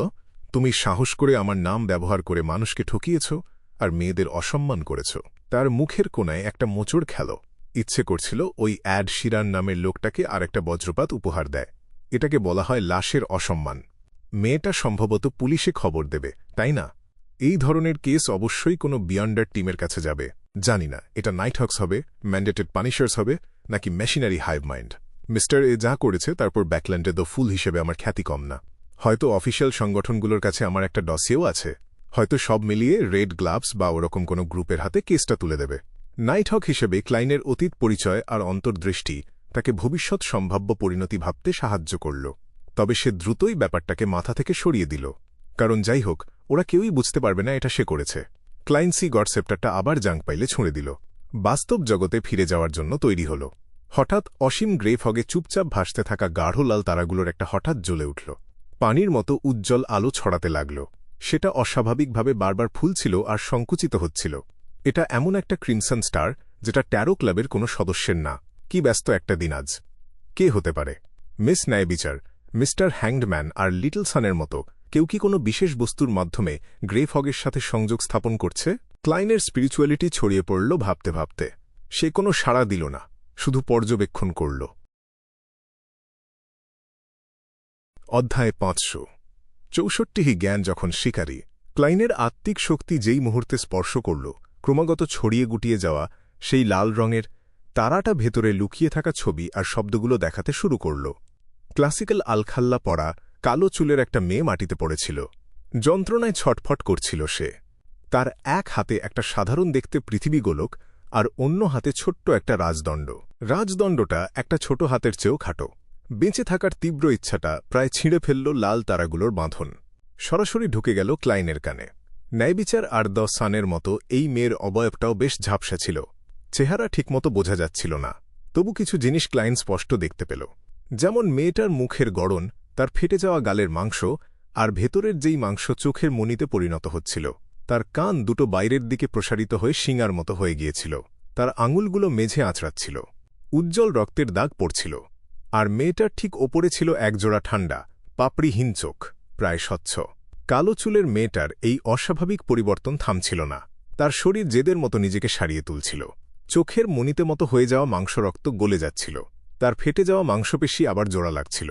প্রসারিত কান গুটিয়ে আসছিল ভেতরে। প্রতিটা খুঁটিনাটি দুই অবস্থার মাঝে একটানা ঢেউয়ের মতো লড়াই করছিল। ক্লাইন সেই অলিক, পাপড়িহীন চোখগুলোর দিকে তাকিয়ে স্তব্ধ হয়ে গেল। মনে হল সে যেন আবার টিন গেনে ফিরে গেছে। সেই সময়ে যখন সে প্রথম স্পিরিট ভিশন আয়ত্ত করেছিল, সেই দিন ওল্ড নীলের পিঠে ঠিক এমন এক জোড়া চোখ দেখেছিল সে। গুপ্ত ঋষি। ক্লাইন চেয়ারে হেলান দিল। সে হাত বাড়াল। আবর্জনার স্তূপ থেকে আবার উড়ে আসা সি গড সেপ্টারটা ধরে নিল। সে ভেবেছিল একটু সাহায্য করবে, কয়েকটা বিদ্যুতের আঘাতে ওই কুৎসিত চোখগুলোকে শাস্তি দেবে। কিন্তু ভালো করে দেখে সে হঠাৎ বুঝতে পারল, কালো চুলের মেয়েটার এই অস্বাভাবিকতা আসলে এক ধরনের পাগল করা কণ্ঠস্বর থেকে আসছিল, যেই কণ্ঠ আর কেউ শুনতে পাচ্ছিল না। কারণ সবকিছুর উৎস ছিল তার কানে, তার আত্মার গভীরে, তার সোল বডির ভেতরে। এটা অনেকটা মিস ম্যাজিশিয়ান, যখন পূর্ণিমার পাগলামিতে ভোগে তার মতো ভাগ্য ভালো আমার অভিজ্ঞতা আছে, না হলে ভুল উপায়ে সাহায্য করে ফেলতাম। ক্লাইন কিছুক্ষণ ভাবল। একটা উপায় বের করে ফেলল মেয়েটাকে বাঁচানোর। সেটা হলো মেয়েটার শোল বডিকে ধূসর কুয়াশার ওপরে টেনে আনা, সরাসরি ওই পাগল করা কণ্ঠ আটকে দেওয়া। যতক্ষণ শক্তির উৎসটাই উধাও থাকবে ততক্ষণ মেয়েটার নিজের সেরে ওঠার ক্ষমতাই বাকি কাজ করে দেবে। মেয়েটা বাঁচানোর যোগ্য কিনা বা তার মনে কোনো খারাপ মতলব আছে কিনা এই নিয়ে এখন আর সে আগের মতো দ্বিধায় ভোগে না। যদি কালো চুলের মেয়েটা সত্যিই ভয়ঙ্কর কোনো অপরাধ করে থাকে আর লাল তারার মাধ্যমে ধূসর কুয়াশার ওপরের রহস্যময় জগতের সঙ্গে এরই মধ্যে যোগাযোগ স্থাপন করে ফেলে থাকে, তাহলে যে কোনো মুহূর্তে ক্লাইন তাকে কয়েকটা বিদ্যুতের ছোবল দিয়ে আবার যেখান থেকে এসেছে সেখানে পাঠিয়ে দিতে পারে। যদি তার মনে সত্যিই কোনো খারাপ উদ্দেশ্য থাকে বা সে কোনো বিপদ ঘটায়, তাহলে আমি, যার কাছে সি গড সেপ্টার আছে, ব্ল্যাক এম্পায়ার কার্ড আছে, আর কিছুটা হলেও ধূসর কুয়াশার শক্তি ব্যবহার করতে পারি, আমার পক্ষে প্রতিরোধ করা কঠিন হবে না। ক্লাইন ডান হাতে সেই সাদা হাড়ের রাজদণ্ডটা শক্ত করে ধরল, দূরের তারার দিকে তাক করল। তার আত্মিক শক্তি তরঙ্গের মতো ছড়িয়ে পড়ল, বয়ে চলা জলের মতো লাল আলোর ভেতর ঢেলে দিল নিজেকে। এবার সে সহজেই সেই রহস্যময় ও স্থির সংযোগটা তৈরি করতে পারল। কালো চুলের মেয়েটার অবয়ব মুহূর্তে এসে হাজির হল লম্বা ব্রোঞ্জ টেবিলের পাশে, বসল একটা চেয়ারে যেটা ট্যারো ক্লাবের বর্তমান কোনো সদস্যের না। আর ক্লাইন লাল তারাগুলোর শেষ ছবিতে দেখতে পেল মেয়েটার শরীরের অস্বাভাবিকতা অনেকটাই কমে এসেছে। সে অস্পষ্টভাবে মাথা নাড়ল, ধৈর্য ধরে অপেক্ষা করতে লাগল অন্য পক্ষের কথা বলার জন্য। কালো চুলের মেয়েটা তখনও ঠিক হুঁশে আসেনি। 1 সেকেন্ড আগেও সে চরম যন্ত্রণায় ছটফট করছিল, দৃষ্টিক্রমে অন্ধকার হয়ে আসছিল। আর পরের সেকেন্ডেই সে দেখল নিজেকে একটা বিশাল গম্বুজওয়ালা প্রাসাদের ভেতরে। তার নিচে অনন্ত নিঃশব্দ ধূসর কুয়াশা চারদিকে শেষবিহীনভাবে ছড়িয়ে আছে। কিভাবে সে অবাক না হয়ে থাকতে পারবে? কিছুক্ষণ চুপ থেকে সে চোখ ঘোরাল। লম্বা টেবিলের একদম শেষ মাথায় আরাম করে বসে থাকা সেই অবয়বটার দিকে তাকাল। সে এক ধরনের অপার্থিব কণ্ঠে জিজ্ঞেস করল, এটাই কি পাতাল? তুমি মরনি? ক্লাইন হেসে বলল। ঠিক সেই মুহূর্তে সে দেখল কালো চুলের মেয়েটার উঁচু পিঠের চেয়ারে তারার আলোয় রাঙানো এক প্রতীক দ্রুত বদলে গেল। প্রতীকটা একজোড়া চোখের রূপ নিল। সেই চোখে ছড়িয়েছিল অগণিত উজ্জ্বল তারা, ঠান্ডা, নিরাসক্ত, পাপড়িহীন। অতীতের অভিজ্ঞতা থেকে সে বুঝল এটা মিস্ট্রি প্রায়ার পাথওয়ের প্রতিনিধিত্বকারী প্রতীক। কালো চুলের মেয়েটা একটু থমকে গেল। ধীরে ধীরে সে নিজের জ্ঞান ফিরে পেল। স্বাভাবিকভাবেই সে চারপাশে চোখ বুলিয়ে নিল। শেষে দৃষ্টি স্থির হল সেই ধূসর কুয়াশার আড়ালে ঢাকা রহস্যময় মানুষটার ওপর। সাদা শার্ট, টেলকোট, টাই নেই, কালো প্যান্ট, চকচকে চামড়ার বুট, মনে হচ্ছে কালো চুল আর ঝাপসা চেহারা। এতে অস্বাভাবিক কিছু নেই। সে অলসভাবে এক হাতে ধরে আছে একটা দুধ সাদা রাজদণ্ড, হাতের চেয়ে একটু লম্বা। আর সেই রাজদণ্ডটা, কালো চুলের মেয়েটার চোখের মনি ছোট হয়ে এলো। তার চোখের গভীরে প্রতিফলিত হল নীল রত্নগুলো, আর সেটাকে ঘিরে ছড়িয়ে পড়া ঝড়ের আবহ। আরও ছিল অগণিত আলোর বিন্দু যা তাকে ঘিরে রেখেছিল, তাকে দিচ্ছিল এক পবিত্র আর রাজকীয় চেহারা। এটা ডেমিগড লেভেলের একটা রাজদণ্ড, আর সে এটাকে খেলনার মতো নাড়াচ্ছে, একটুও পাত্তা দিচ্ছে না। কালো পোশাক পরা মেয়েটা চোখ সরু করল, সতর্ক হয়ে জিজ্ঞেস করল, আপনাকে কিভাবে সম্বোধন করব? তুমি আমাকে মিস্টার ফুল বলে ডাকতে পারো। অভিজ্ঞ ক্লাইন উত্তর দিল, দ্য ফুল। কালো চুলের মেয়েটার শব্দটা মনে মনে কয়েকবার নাড়াচাড়া করল, তারপর ভেবেচিন্তে বলল, আমি অরোরা অর্ডারের মিস্টার জেডের কাছ থেকে আপনার এই সম্মানজনক নাম শুনেছি। সে অপেক্ষা করতে লাগল ক্লাইন স্বীকার করবে নাকি অস্বীকার করবে। তুমি অরোরা অর্ডারের মিস্টার জেডকে চেনো? সে তো আমার পুরনো বন্ধু বলা যায়। ক্লাইন হাসল, কিন্তু সরাসরি জবাব দিল না। সে বলল, তুমি কি নিজের পরিচয় দেবে না? এটাই তো সবচেয়ে বেসিক সৌজন্যবোধ। কালো চুলের মেয়েটা তার সাথে যা ঘটেছিল সেটা মনে করল, আবার চুপ হয়ে গেল। কয়েক সেকেন্ড পরে সে চাপা গলায় বলল, আমার নাম ক্যাটলিয়া। আমার একটা ডাকনাম আছে, অ্যাডমিরাল অফ স্টার্স। মিস্টার ফুল, আপনিই কি আমাকে বাঁচিয়েছেন? অ্যাডমিরাল অফ স্টার্স, 7 জন জলদস্যু অ্যাডমিরালের একজন, যার মাথার দাম 37,000 পাউন্ড। আমি তো একটা গুপ্তধন বাঁচিয়েছি না, একজন উচ্চপদস্থ মানুষকে বাঁচিয়েছি। ক্লাইন চেয়ারে একটু নড়েচড়ে বসল, অর্ধেক অবাক, অর্ধেক মজা পেল। সে হেসে বলল, এটা কি স্পষ্ট ছিল না? Admiral of stars. ক্যাটলিয়ার সঙ্গে সঙ্গে উঠে দাঁড়াল, বলল, আপনার সাহায্যের জন্য ধন্যবাদ। আপনার কিছু দরকার হলে সরাসরি আমাকে আদেশ দিতে পারেন, যতক্ষণ সেটা আমার সাধ্যের মধ্যে থাকে আর আমার নীতির বিরুদ্ধে না যায়। বাহ, ভদ্রমে অনেক অভিজ্ঞ আর পরিণত, আসলেই অ্যাডমিরাল অফ স্টার্স হওয়ার যোগ্য। ক্লাইন মনে মনে দীর্ঘশ্বাস ফেলল। তার ট্যারো ক্লাবের সদস্যদের মধ্যে দ্য হ্যাংড ম্যান আর তার আবির্ভাব দ্য ওয়ার্ল্ড ছাড়া বাকি সবাই প্রথম দেখায় বেশ অনভিজ্ঞ ছিল। মিস ন্যায়বিচার ছিল তাদের একজন, যে রহস্যময় জগৎকে অস্পষ্টভাবে বুঝত। কিন্তু সে আসলে সেই জগতে পা রাখেনি। দ্য সান যথেষ্ট শিক্ষা পেয়েছিল, কিন্তু বিচ্ছিন্ন পরিবেশ আর কম বয়সের কারণে সে ছিল সহজ সরল আর সৎ। দ্য ম্যাজিশিয়ান হয়তো কয়েক বছর সিকোয়েন্স নয় আটকে ছিল, কিন্তু সে সবসময় ছিল এক স্বাধীন বিয়েন্ডার। বিভিন্ন গুপ্ত গোষ্ঠী সম্পর্কে সে বেশি কিছু জানত না, অভিজ্ঞতারও অভাব ছিল। দ্য মুন এমলিন এসেছে একটা বিয়েন্ডার জাতি থেকে। গভীর ঐতিহ্যের একটা গোষ্ঠী তার পেছনে ছিল, কিন্তু বাসায় বসে পুতুল নিয়ে খেলতে পছন্দ করার কারণে কিছু কিছু ব্যাপারে তার অভিজ্ঞতা ছিল খুবই কম। ফলে সে ছিল সহজে বোকা বনে যাওয়া টাইপের। ওই এমলিন ছেলেটা চালাক ঠিকই, কিন্তু যদি সে হে ট্রিসের সাথে দেখা করে না ডিমনেস ট্রিসের সাথে, তাহলে সে ভুলিয়ে ভালিয়ে তার পুতুলগুলো বিক্রি করিয়ে নেবে। ক্লাইন মনে মনে সেই ভ্যাম্পায়ারকে নিয়ে রসিকতা করল, যাকে বাস্তব জগতে তার বন্ধু বলা যায়। সে অ্যাডমিরাল অব স্টার্সের দিকে তাকাল। তাকে বাঁচানোর প্রতিদান দেওয়ার ব্যাপারে সরাসরি কোনো উত্তর দিল না, বরং হেসে জিজ্ঞেস করল, তুমি কি মোজেস অ্যাসেটিক অর্ডারের সদস্য? ক্যাটলিয়া বিশ্বাস করল না যে এটা মিস্টার ফুলের কাছ থেকে লুকিয়ে রাখা যাবে। ক্লাইন হাসল, তাহলে তুমি ওই ব্যক্তিটাকে কি করে চটিয়েছ? সে নিশ্চিত ছিল না যে ওই চোখ জোড়া গুপ্ত ঋষিরই কিনা, তাই সে ঝাপসা একটা শব্দ ব্যবহার করল, ওই ব্যক্তি। যাতে যাই হোক না কেন দফুল সবসময় সঠিক থাকে আর তার সম্মান বজায় থাকে। কিছুক্ষণ চুপ থেকে ক্যাটলিয়া বলল, না, আমি তাকে চটাইনি। সে একটু থামল, তারপর আবার শুরু করল, মোজেস অ্যাসেটিক অর্ডারের সদস্যরা বিশ্বাস করে সব বস্তুই সংখ্যাময়। আমরা জ্ঞান নিজেই সাধনা করি। কিন্তু সম্রাট রোজেল একবার বলেছিলেন, আমরা জ্ঞানের পেছনে ছুটছি না, বরং জ্ঞান আমাদের পেছনে ছুটছে। গুপ্ত ঋষি হল জ্ঞানেরই এক রূপ। সে আমাদের তাড়া করে চলেছে, মোজেস অ্যাসেটিক অর্ডারের প্রতিটা সদস্যকে। যখন আমাদের ভেতরে এত বেশি জ্ঞান ঢেলে দেওয়া হয় যে আমরা সেটা দ্রুত হজম করে আয়ত্ত করতে পারি না, তখনই আগের মতো অবস্থা হয়।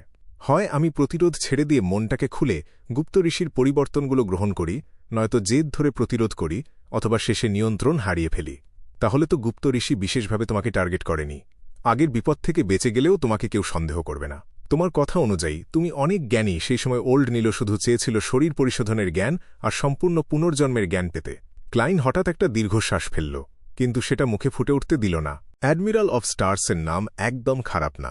সে সেই ধরনের জলদস্যু যার নিজস্ব সম্মানবোধ আছে।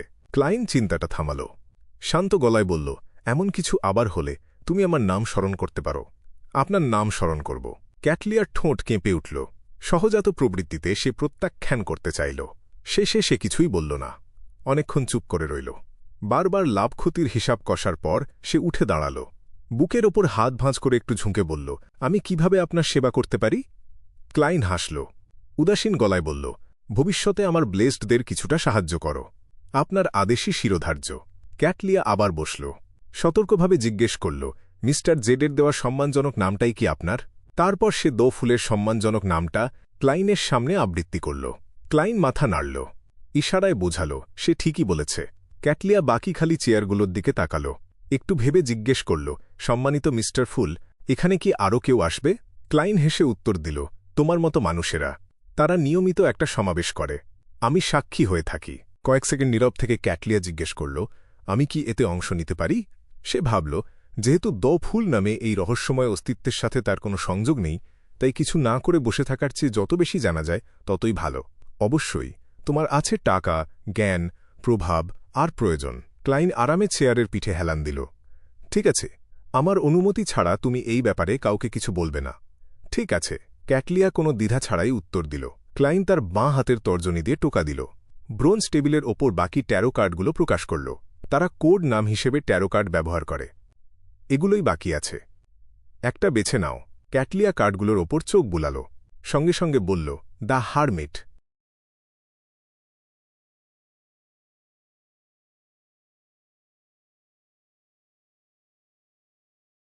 ক্যাপ্টেনের কেবিনের ভেতরে ক্যাটলিয়া আস্তে আস্তে মেঝে থেকে উঠে দাঁড়াল।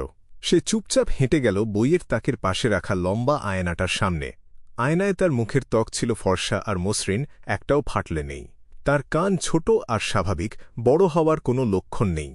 গভীর বেগুনি চোখ দুটো শান্ত, যেন কিছুই ঘটেনি। তবে রহস্যময় সেই চোখ দিয়ে সে আরও অনেক কিছু দেখতে পাচ্ছিল। তার ত্বকের নিচে এখনও পুরোপুরি গলে না যাওয়া কিছু চোখের মতো মাংস আর রক্ত লুকিয়ে আছে। তার শোল বডি, যেটা যন্ত্রণা আর উন্মাদনা দ্রুত মিলিয়ে যাচ্ছিল। অসংখ্য অস্পষ্ট, বর্ণনাতীত আকৃতির ছায়ামূর্তি চারপাশে ঘুরে বেড়াচ্ছিল। কয়েকটা ঘর দূরে নাবিকেরা ডেক পরিষ্কার করছিল। কয়েক ডজন মিটারের মধ্যে সবকিছুই তার সামনে খোলা পড়েছিল, কিন্তু ভয়ানক বিশৃঙ্খল অবস্থায়। যেদিন থেকে সে সিকোয়েন্স 5-এর কনস্টেলেশনস মাস্টার হয়েছে, সেদিন থেকেই তার মিস্ট্রি প্রায়ারের ক্ষমতা অনেক গুণ বেড়ে গেছে। সে দেখতে পেল তার চারপাশে ছায়ার মতো পুরো পর্দা ঝুলছে, আর সেই পর্দাগুলোর পেছন থেকে কেউ যেন তাকে আর সব জীবিত প্রাণীকে গভীরভাবে দেখছে। মিস্টার ফুলের প্রভাবের কোনো চিহ্ন নেই, এটাই অনেক কিছু ব্যাখ্যা করে দিচ্ছে। তিনি এক অদ্ভুত, স্বেচ্ছাচারী, গোপন শক্তি দিয়ে আমার সোল বডিকে সরাসরি সেই রহস্যময় জায়গায় টেনে নিতে পেরেছিল। কোনো ডেমিগড স্কেপ্টার এর সঙ্গে তুলনা চলে না। তিনি আধুনিক কাপড় পরেছিল বলে এর কোনো মানে নেই। এই লেভেলের কোনো অস্তিত্বের জন্য আলাদা আলাদা মানুষের চোখে আলাদা রূপে ধরা দেওয়াটা খুবই সহজ, আর তার আসল চেহারা দেখলে যে কেউ সরাসরি নিয়ন্ত্রণ হারিয়ে মরে যাবে। ক্যাটলিয়া আয়নায় নিজের দিকে তাকিয়ে থাকল, কিছুক্ষণ আগে ঘটে যাওয়া ঘটনাটা নিয়ে চুপচাপ ভাবতে থাকল। মিস্টার ফুলের পরিচয় নিয়ে কিছু অনুমান করাটা ছিল অনিবার্য, কিন্তু এসব শুধুই আন্দাজ, প্রমাণ নেই। তিনি টেইলকোট পরেছিল মানে এই না যে তিনি অনেক তরুণ বা সম্প্রতি জন্ম নিয়েছে। হয়তো তার সত্তা প্রাচীন, 7 দেবতার চেয়েও পুরনো। যে জ্ঞান আমাকে তাড়া করছে সেটা বলছে ক্যাটাক্লিজমের আগে সত্যিই আরও পুরনো দেবতারা ছিল, আর তিনি হয়তো তাদেরই একজন। ক্যাটলিয়া মনে মনে এসব বলল। তারপর আয়না থেকে মুখ ঘুরিয়ে আবার সেই জায়গায় ফিরে এলো যেখানে সে যন্ত্রণায় ছটফট করেছিল। সে পাশে পড়ে থাকা চশমাটা তুলে নিল। মোটা চশমাটা নাকে চড়িয়ে নিল, গভীর বেগুনি চোখ দুটো ঢেকে গেল। স্বাভাবিক মানুষের চোখে যেসব জিনিস ধরা পড়ে না সেগুলো সঙ্গে সঙ্গে তার দৃষ্টি থেকে মিলিয়ে গেল। ক্যাটলিয়া দাঁড়িয়ে রইল। সে আবার ভাবতে লাগল মিস্টার ফুল আর সেই ট্যারো ক্লাব তার ওপর কী প্রভাব ফেলবে। অজান্তেই একটা লম্বা ছায়ামূর্তি তার মনে ভেসে উঠল। যে কথাগুলো সে কখনো ভুলতে পারবে না সেগুলো আবার তার কানে বাজল। চলে যাও, তোমার ভাগ্য আমার সঙ্গে জড়ানো না। এটাই কি আমার ভাগ্য, ইয়োর ম্যাজেস্টি? সে চোখ বন্ধ করল।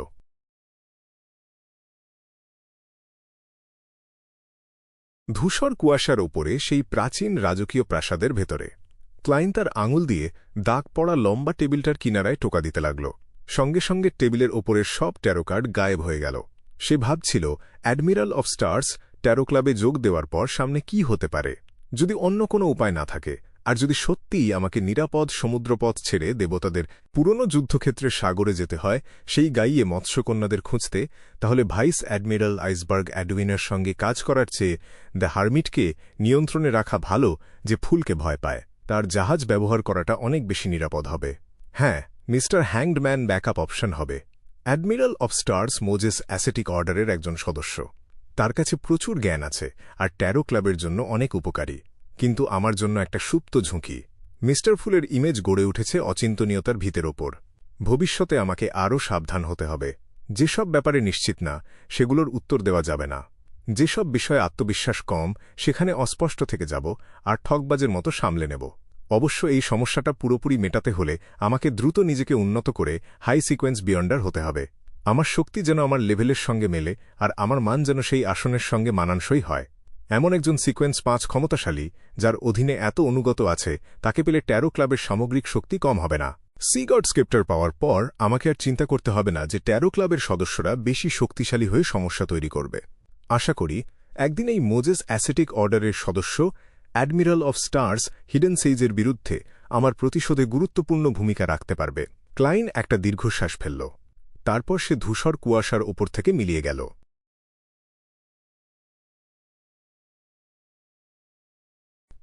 ব্যাকল্যান্ড, সেন্ট স্যামুয়েল ক্যাথিড্রালের নিচে একজন রেড গ্লাভড নাইট হক তাদের জন্য বরাদ্দ করা অস্থায়ী অফিসে ঢুকল।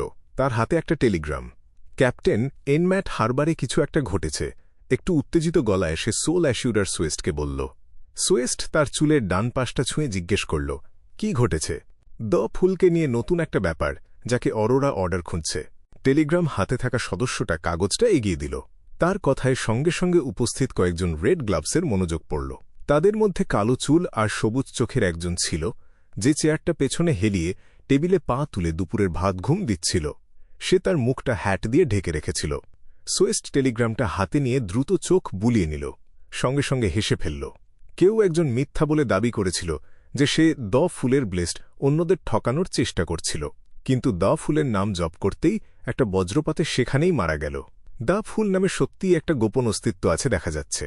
ট্যারো রিচুয়াল আর দ্য ফুল সংক্রান্ত ফাইলগুলো সুয়েস্টের রেড গ্লাভস টিমের হাতে দেওয়া হয়েছিল। তদন্তের দায়িত্ব ছিল তাদের, কিন্তু কোনো সূত্র পাওয়া যাচ্ছিল না। আর তাদের হাতে অন্য কাজও ছিল, তাই এই ব্যাপারটায় তেমন গুরুত্ব দেওয়া হচ্ছিল না। দ্য ফুলের কি বজ্রের ডোমেইনে ক্ষমতা আছে? লিওনার্ড মিচেল মুখ থেকে কালো হ্যাটটা সরিয়ে নিল। কে জানে, যদি সে আমাদের কোনো পুরনো বন্ধুর কোনো অবতার হয়, তাহলে উপযুক্ত মিস্টিক্যাল আইটেম তৈরি করে এমন কিছু করা সম্ভব। এমনটা আগেও হয়েছে। সাউদার্ন কন্টিনেন্ট আর কলোনিয়াল আইল্যান্ডের ভুয়া দেবতাদের ক্ষেত্রে এটা বেশি দেখা যায়। হোলি লর্ড অফ স্টর্মস, ওই প্রতারকেরা দাবি করে দ্য ফুল হল লর্ড অফ স্টর্মসের আর একটা রূপ। এই কারণেও হয়তো তাকে বজ্রাঘাতে মারা হয়েছে। সোয়েস্ট অলসভাবে টেলিগ্রামটা একপাশে ছুঁড়ে দিল। লিওনার্ড একবার সেটার দিকে তাকাল, পা নামাল, একটু ঘুরে বসল, তারপর হেসে বলল, আমরা কি কোনো তদন্ত করব না?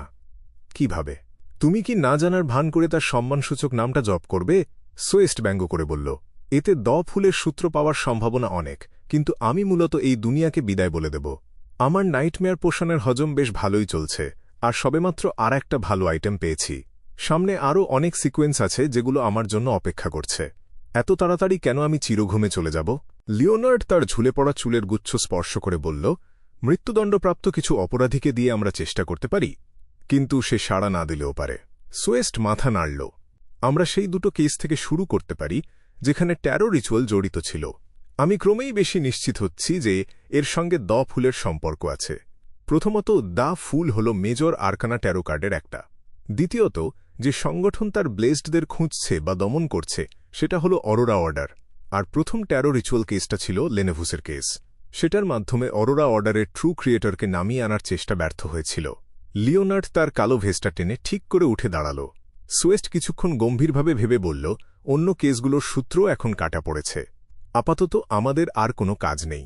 তুমি ওই দুটো ট্যারো রিচুয়াল কেস তদন্ত করার চেষ্টা করতে পারো। ঠিক আছে, লিওনার্ড হাসল। এটাই তো সে চাইছিল। কেউ পাত্তা দেয় না এমন একটা কেস তার হাতে এসেছে, ফলে নিজের মতো কাজ করার জন্য কিছু সময় সে জিতে নিল।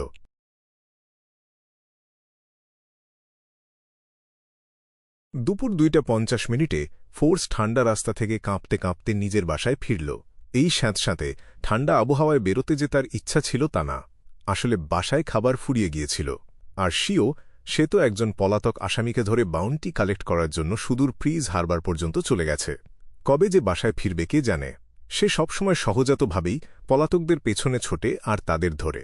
বলা যায় সে নিজেও একরকম অভিনয় করছে। বুকে বড় বাদামি কাগজের ব্যাগটা ধরে রেখে সে অভ্যাসমতো চাবি বের করল, মেইল বক্স খুলে চিঠি আর বিলগুলো বের করে নিল। সে ঘরে ঢুকল, খাবারগুলো গুছিয়ে রাখল, তারপর শরীরে আঁটসাঁট হয়ে থাকা মোটা কোটটা খুলে ফেলল। ফোর্স চিঠিগুলো ঘাঁটতে শুরু করল। হঠাৎ তার চোখ উজ্জ্বল হয়ে উঠল। তার শিক্ষক ডোরিয়ান গ্রের কাছ থেকে একটা চিঠি এসেছে। ট্রিকমাস্টারে উন্নীত হওয়ার পর সে প্রথমেই সেই খবরটা চিঠিতে লিখে ডোরিয়ান গ্রের কাছে পাঠিয়েছিল। আশা ছিল শিক্ষকের কাছ থেকে প্রশংসা আর পরের গাইডলাইন পাবে, কিন্তু দিনের পর দিন কেটে গেলেও কোনো জবাব আসেনি। এক মুহূর্তের জন্য তার মনে হয়েছিল চিন্তায় চিন্তায় হয়তো একবার প্রিজ হারবার পর্যন্ত গিয়ে দেখা করে আসতে হবে। ফোর্স তাড়াতাড়ি খামটা খুলে চিঠি পড়তে শুরু করল। দেরিতে জবাব দেওয়ার জন্য দুঃখিত। একজন আত্মীয়ের শেষকৃত্যের কারণে আমি কিছুদিনের জন্য প্রিজ হারবার ছেড়ে বাইরে ছিলাম। তোমার প্রতিভা দেখে আমি খুব খুশি। হয়তো তোমার মনে লুকিয়ে থাকা গল্পগুলো তোমাকে অভিনয়ে সাহায্য করেছে। ট্রিকমাস্টার পোষণ হজম হয়ে গেলে আমি তোমাকে সিকোয়েন্স 7 অ্যাস্ট্রোলজার ফর্মুলা আর কিছু উপকরণ দেব, সঙ্গে একটা উপহারও থাকবে। ট্রিকমাস্টার হিসেবে অভিনয়ের আসল ব্যাপারটা লুকিয়ে আছে পারফর্মিং আর হুডউইঙ্কিংয়ের মধ্যে। হুডউইঙ্কিংয়ের জায়গায় প্রতারণা ও বলা যায়। প্রজন্মের পর প্রজন্ম বিয়ন্ডাররা এটা প্রমাণ করেছে। তুমি সুইন্ডলার বা ম্যাজিশিয়ানের মতো অন্য পাথওয়েগুলোকেও মাথায় রাখতে পারো। ওদের নামের পেছনের অর্থ অনেকটা একই রকম। ফোর্স একটা স্বস্তির নিঃশ্বাস ফেলল। দেয়ালঘড়ির দিকে তাকিয়ে সে দ্রুত নিজের শোয়ার ঘরে ফিরে গেল, পেছন থেকে দরজা বন্ধ করে দিল। সাপ্তাহিক ট্যারো গ্যাদারিং শুরু হতে যাচ্ছে। কিছুক্ষণ পরই একটা লাল টকটকে আলো তার চোখে ছড়িয়ে পড়ল। সবকিছু সেই আলোয় ডুবে গেল। সেই প্রাচীন রহস্যময় প্রাসাদে ফোর্স সবেমাত্র মিস্টার ফুলের দিকে তাকাতে যাচ্ছিল, এমন সময় হঠাৎ সে তার পাশে একটা ছায়ামূর্তি দেখতে পেল। ওই আসনটা তো সবসময় খালি থাকত। নতুন কোনো সদস্য? একজন মহিলা? ম্যাজিশিয়ান ফোর্স তার চোখের মনি একটু নাড়ল, এমন ভাব করল যেন সে কিছুই খেয়াল করেনি, তারপর শরীরটা অর্ধেক ঘুরিয়ে নিল। আরেকজন নতুন সদস্য? আবার একজন মহিলাও? মিস জাস্টিস উঠে দাঁড়িয়ে মিস্টার ফুলকে সম্ভাষণ জানাতে যাচ্ছিল, এমন সময় সে অচেনা একটা ছায়ামূর্তি দেখতে পেল। কৌতূহল আর উত্তেজনার মধ্যে সে একটা ব্যাপার আবিষ্কার করল। মহিলারা টেবিলের এক পাশে আর পুরুষেরা টেবিলের অন্য পাশে। এটা নিশ্চয়ই মিস্টার ফুলের নিজস্ব ইচ্ছায় ভাগ করা। কে জানে এর পেছনে কোনো প্রতীকী অর্থ আছে কিনা। হ্যাঁ, মহিলারা বাঁ দিকে, পুরুষেরা ডান দিকে। বাঁ ও না, ডান ও না, এটাই তো মিস্টার ফুলের মতো একজন দেবতার আসল পরিচয়। হ্যাঁ, মিস্টার ওয়ার্ল্ডও আছে। হি, সে কি তাহলে পুরুষও না, মহিলাও না, এমনকি মানুষও না? অড্রে, তুমি বেশি ভেবে ফেলছ। ন্যায়বিচার উঠে দাঁড়িয়ে মাথা নুয়ে অভিবাদন করল, হালকা আর প্রাণবন্ত গলায় বলল, গুড আফটারনুন, মিস্টার ফুলটিল্ডে।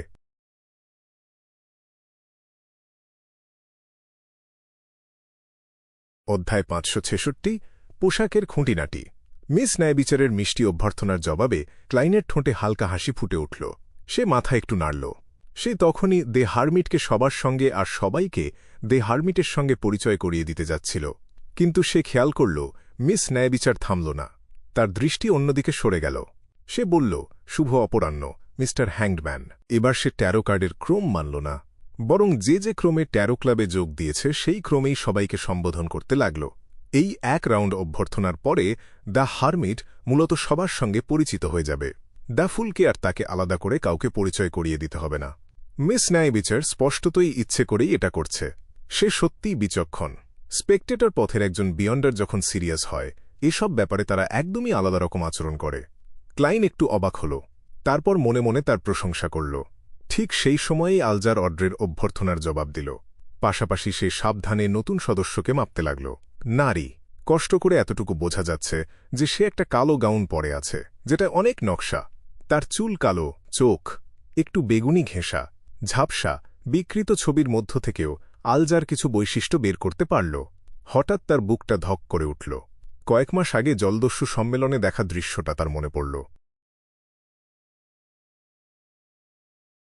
সেদিন ছড়িয়ে থাকা তারার আলো যেন জাদুর মতো এক লম্বা সেতু তৈরি করেছিল। বিশাল পালতোলা জাহাজ আর দ্বীপের গভীরে থাকা প্রাসাদের মাঝে সেই সেতু। অ্যাডমিরাল অফ স্টার্স ক্যাটলিয়া সেদিন কালো ক্লাসিক্যাল আলখাল্লা পরেছিল। সে শূন্যে হেঁটে এসেছিল। তার হাতে ছিল একটা মহাকাশীয় গোলক, কোমরে একটা ছোট রাজদণ্ড। আর সেই মহাকাশীয় গোলকটা দেখতে অনেকটা সেই অদ্ভুত ওয়েদার বোতলের মতো ছিল যেটা আলজার আগে পেয়েছিল। বোতলটা ভেঙে গিয়েছিল ঠিক যখন মিস্টার ফুল তাকে ওই সমাবেশে টেনে এনেছিল। এটা কি সে? পোশাক দেখে তো খানিকটা মিল আছে, কিন্তু অ্যাডমিরাল অফ স্টার্স চশমা পরে আর এ পড়ছে না। নিশ্চিত করে বলা যাচ্ছে না। আরও খেয়াল আর প্রমাণ দরকার। আফসোস, আমি ওকে অনেক দূর থেকে দেখেছিলাম, খুব কম জানি ওর সম্পর্কে। যাই হোক, সাবধানে থাকতে হবে। তথ্য আদান প্রদানের সময় নিজের আসল পরিস্থিতির খুঁটিনাটি যতটা সম্ভব এড়িয়ে যেতে হবে। দ্য ওয়ার্ল্ড হল মিস্টার ফুলের ব্লেসড। তাকে নিজের পরিচয় জানতে দেওয়া আর বাকিদের জানতে দেওয়া একদম এক জিনিস না। না, বাকি সদস্যদের জানতে দেওয়া। সি গডের ঘটনার পরে মিস্টার ফুল অনেকটাই শক্তি ফিরে পেয়েছে। সে এমনকি জলদস্যু অ্যাডমিরালের মতো শক্তিশালী কাউকেও টেনে আনতে পারছে। আলজারের মাথায় চিন্তাগুলো ঝিলিক দিয়ে গেল। সে চেয়ারে একটু এদিক ওদিক নড়ল। মিস্টার হ্যাংম্যানের শরীরের ভাষা বলছে সে সতর্ক আর সাবধান। সে কি নতুন আসা মেয়েটাকে চেনে, নাকি কিছু একটা আঁচ করে ফেলেছে? দারুণ মজার। অড্রের দৃষ্টি কোনো চিহ্ন না রেখে এক ঝলক ঘুরে এল। তারপর সেটা ডেরিকের ওপর গিয়ে পড়ল।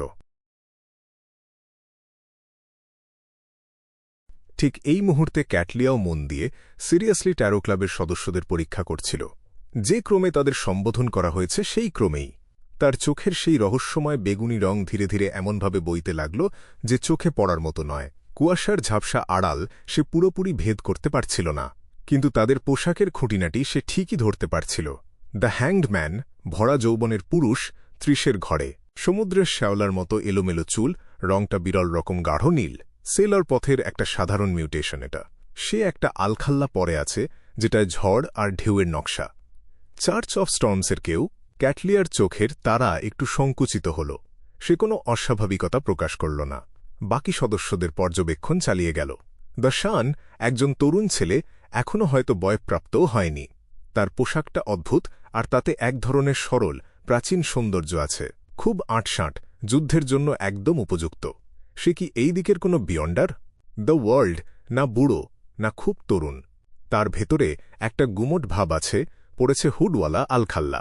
আরে, এর মধ্যে এমন একটা অনুভূতি আছে যেন এটা জীবিত কেউ না। এটা কি সেনর বা স্টিল মাভেতির মতো কিছু একটা, নাকি অন্য কোনো সিকোয়েন্স যেটা আমি জানি না? দ্য ম্যাজিশিয়ান একজন তরুণী, সাধারণ লোয়েন ধাঁচের পোশাক। আলস্যের একটা ভাব ছাড়া আর কোনো বৈশিষ্ট্য নেই। এমন মানুষকে সবচেয়ে সহজে এড়িয়ে যাওয়া যায়, তাই এর দিকে বরং বেশি নজর রাখতে হবে। দ্য মুন একজন তরুণ, বেশ আয়েশ করে বসে আছে। কালো চুল, লাল চোখ, পড়েছে ধরিত্রী মাতার পুরোহিতের আলখাল্লা। এই কম্বিনেশনের একটাই সম্ভাবনা মনে হচ্ছে ভ্যাম্পায়ার। ভেবেছিলাম যেমন মিস্টার ফুলের ট্যারো ক্লাবের সদস্যরা মোটেও সাধারণ না। শুধু প্রাথমিক বিচারেই দুটো চার্চ জড়িয়ে আছে। ক্যাটলিয়া তার দৃষ্টি ফিরিয়ে নিল। অড্রের দৃষ্টির সঙ্গে তার দৃষ্টি মিলল। ওপাশের জিজ্ঞেস করার ইচ্ছেটা টের পেয়ে সে হালকা মাথা নাড়ল। দ্য হারমিট, ক্যাটলিয়া কথা বলল প্রাচীন ফেইস্যাক ভাষায়। ইচ্ছে করেই সে ইন্টিস বা লোয়েনের মতো বেশি পরিচিত ভাষা এড়িয়ে গেল। মিস্টার ফুলের সঙ্গে আগে যোগাযোগের সময়ও সে এভাবেই কথা বলেছিল। আর সে একটা জিনিস খেয়াল করেছিল। মিস্টার ফুল তাকে আগেই বলেছিল সমাবেশটা হয় ব্যাকল্যান্ড সময়ের সোমবার বিকাল ৩টায়। এর মানে কি এই সমাবেশের সদস্যরা মূলত লোয়েনের লোক? ক্যাটলিয়া নিজের মতো একটা বিচার করে নিল। ন্যায় বিচার। অড্রে মৃদু হেসে জবাব দিল, শুভ অপরাহ্ন ম্যাম হারমিট। দ্য হারমিট কি করছিল সেটা সে খেয়াল করেছিল। সে মনে মনে ওর বৈশিষ্ট্যগুলো গুছিয়ে নিল। খুব সাবধানী নারী, বিয়ন্ডার জগতে ভালোই অভিজ্ঞতা আছে। চুপচাপ, কিন্তু অন্তর্মুখী নয়। পর্যবেক্ষণ ক্ষমতার ব্যাপারে কিংবা চোখ সম্পর্কিত কোনো ক্ষমতায় ভীষণ আত্মবিশ্বাসী। তার ওপরে পোশাকের ধরন আর কোমরে ঝুলানো ছোট রাজদণ্ডটা বলছে তার সিকোয়েন্স পথ রহস্যের দিকে ঝুঁকে আছে। এটা নিশ্চিত করা দরকার। হয়তো এটা শুধু শখ। ঠিক একই সময়ে ক্যাটলিয়াও মিস ন্যায়বিচারের পোশাক স্পষ্টভাবে দেখে নিতে পারল। সে দুটো ঝোলানো কানের দুল পরে আছে। দুলগুলো ছোট আর সূক্ষ্ম, তাতে বসানো উঁচুমানের পান্না, যেগুলো তার পান্না সবুজ চোখকে আরও জলজলে করে তুলছে। স্পষ্টতই অনেক দামি জিনিস। গলায় ঝোলানো হারটা একদম অন্যরকম, হিরে দিয়ে সাজানো, এত হিরে যে গুণে শেষ করা মুশকিল।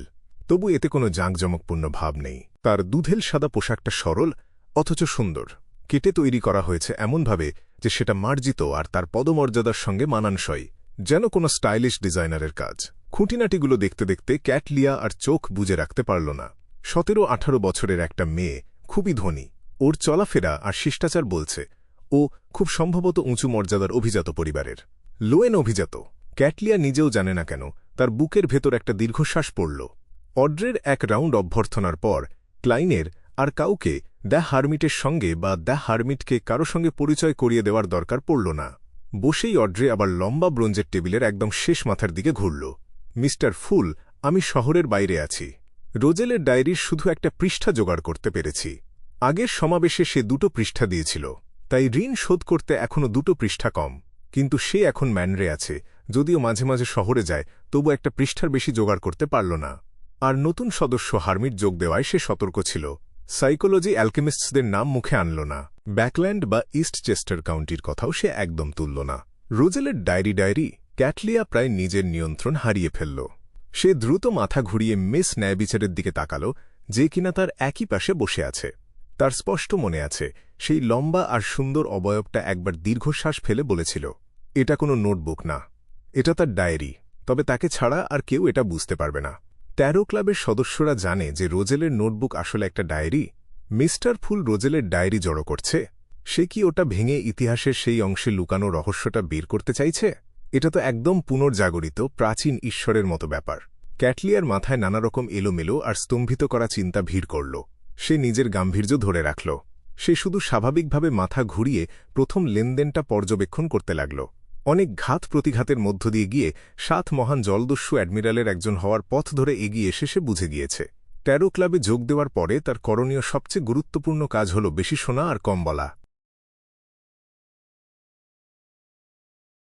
মিস্টার ফুল, আমি ৩টে পৃষ্ঠা পেয়েছি, ফোর্স হাসি মুখে বলল। ওগুলো ডোরিয়ান গ্রে ডাকে পাঠিয়েছিল। গত সপ্তাহের সমাবেশের সময় সে তার শিক্ষকের জবাব পায়নি, আর ঠান্ডার কারণে সে কোনো বিয়ান্ডার সমাবেশেও যায়নি, তাই তখন সে একটা পৃষ্ঠাও দিতে পারেনি। ডেরিক সঙ্গে সঙ্গে বলল, মিস্টার ফুল, আমি প্রাচীন দেবতাদের একটা নতুন কিংবদন্তি কপি করে এনেছি। ছ্যা, এই ছেলেটা সবসময় প্রাচীন দেবতাদের কিংবদন্তিকে দায়সারা পরিশোধ হিসেবে চালিয়ে দেয়। এমলিন তাচ্ছিল্যের সঙ্গে দ্য সানের দিকে এক ঝলক তাকাল। হঠাৎ তার মাথায় একটা কথা খেলল। দ্য সান যদিও দাবি করে যে তারা সবকিছু সৃষ্টিকারী লর্ডের উপাসনা করে, তবু সে কখনো লুকানোর চেষ্টা করেনি যে জায়ান্ট কিং অরমিরের প্রভাব তাদের ওপরে আছে। কিন্তু সে কখনোই বলেনি যে কিংডম অফ সিলভার মূলত জায়ান্ট কুইন ওমেবেলাতে বিশ্বাস করত। তাহলে কি সিটি অফ সিলভার আর কিংডম অফ সিলভার এক না? একটু পরে চেষ্টা করে দেখব। স্যাঙ্গুইনদের নিয়ে দ্য সানের আগের কটাক্ষটা এমলিন কোনোদিন ভুলতে পারেনি। রোজেলের ডায়েরির 4টা পৃষ্ঠা, প্রাচীন দেবতাদের একটা কিংবদন্তি, বেশ ভালোই। কে জানে এতে হাই এলফ কোহিনেমের তথ্য আছে কি না। আফসোস, মিস্টার হ্যাংডম্যান যখন জেনে গেছে দ্য ওয়ার্ল্ড একজন ব্লেসড, তখন তো আমি দ্য ওয়ার্ল্ডকে দিয়ে নির্দ্বিধায় প্রশ্ন করাতে পারব না। ক্লাইন দ্রুত ভেবে নিয়ে মৃদু হেসে বলল, খুব ভালো। সে মিস ন্যায়বিচার, মিস ম্যাজিশিয়ান আর লিটল সানকে সাহায্য করল তাদের নিজ নিজ জিনিস কনজিওর করতে। জিনিসগুলো চকিতে তার হাতের তালুতে এসে পড়ল। সে এমনি এমনি সেগুলো ঘুরে ঘুরে দেখতে লাগল। মিস্টার ফুল তো ডায়েরিটা ডিসাইফার করছে বলে মনে হচ্ছে না। সে কি সম্রাট রোজেলের ডায়েরি পড়তে পারে? কি তার পটভূমি, কি তার আসল পরিচয়? ক্যাটলিয়ার বুকের ভেতর এক অবর্ণনীয় ভয় আর আতঙ্ক হঠাৎ ফুঁসে উঠল। সে দ্রুত দৃষ্টি সরিয়ে নিল। সে লম্বা ব্রোঞ্জের টেবিলটার দিকে তাকাল, যেন টেবিলের ওপরের সরল নকশাগুলো মুখস্থ করে নিচ্ছে। মিস্টার ফুল যে রোজেলের ডায়েরি পড়তে পারে, এটা বুঝতে পেরে দ্য হারমিট যে প্রতিক্রিয়া দেখালো, সেটা আমার কল্পনাকেও ছাড়িয়ে গেছে। সে কি এই ব্যাপারটা নিয়ে চিন্তিত, নাকি ব্যাপারটা কোনোভাবে তার সঙ্গে সম্পর্কিত? অড্রে ভাবুক ভঙ্গিতে ঠোঁট চেপে ধরল। অন্যপক্ষ যদিও দ্রুত আর স্বাভাবিকভাবে সেটা ঢেকে ফেলেছে, তবু স্পেকটেটর পথের একজন সিকোয়েন্স 7-এর কাছে এটা যথেষ্ট স্পষ্ট ছিল।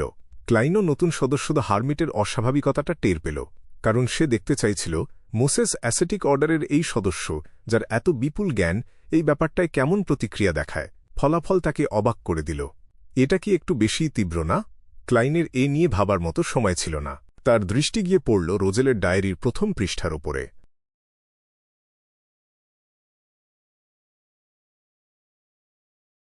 9 এপ্রিল, কাউন্টেস ওয়াভ্রিঙ্কার মাস্কারেড পার্টি থেকে এইমাত্র ফিরলাম, আর হঠাৎ করেই বুকের ভেতরটা কেমন ফাঁকা ফাঁকা লাগল।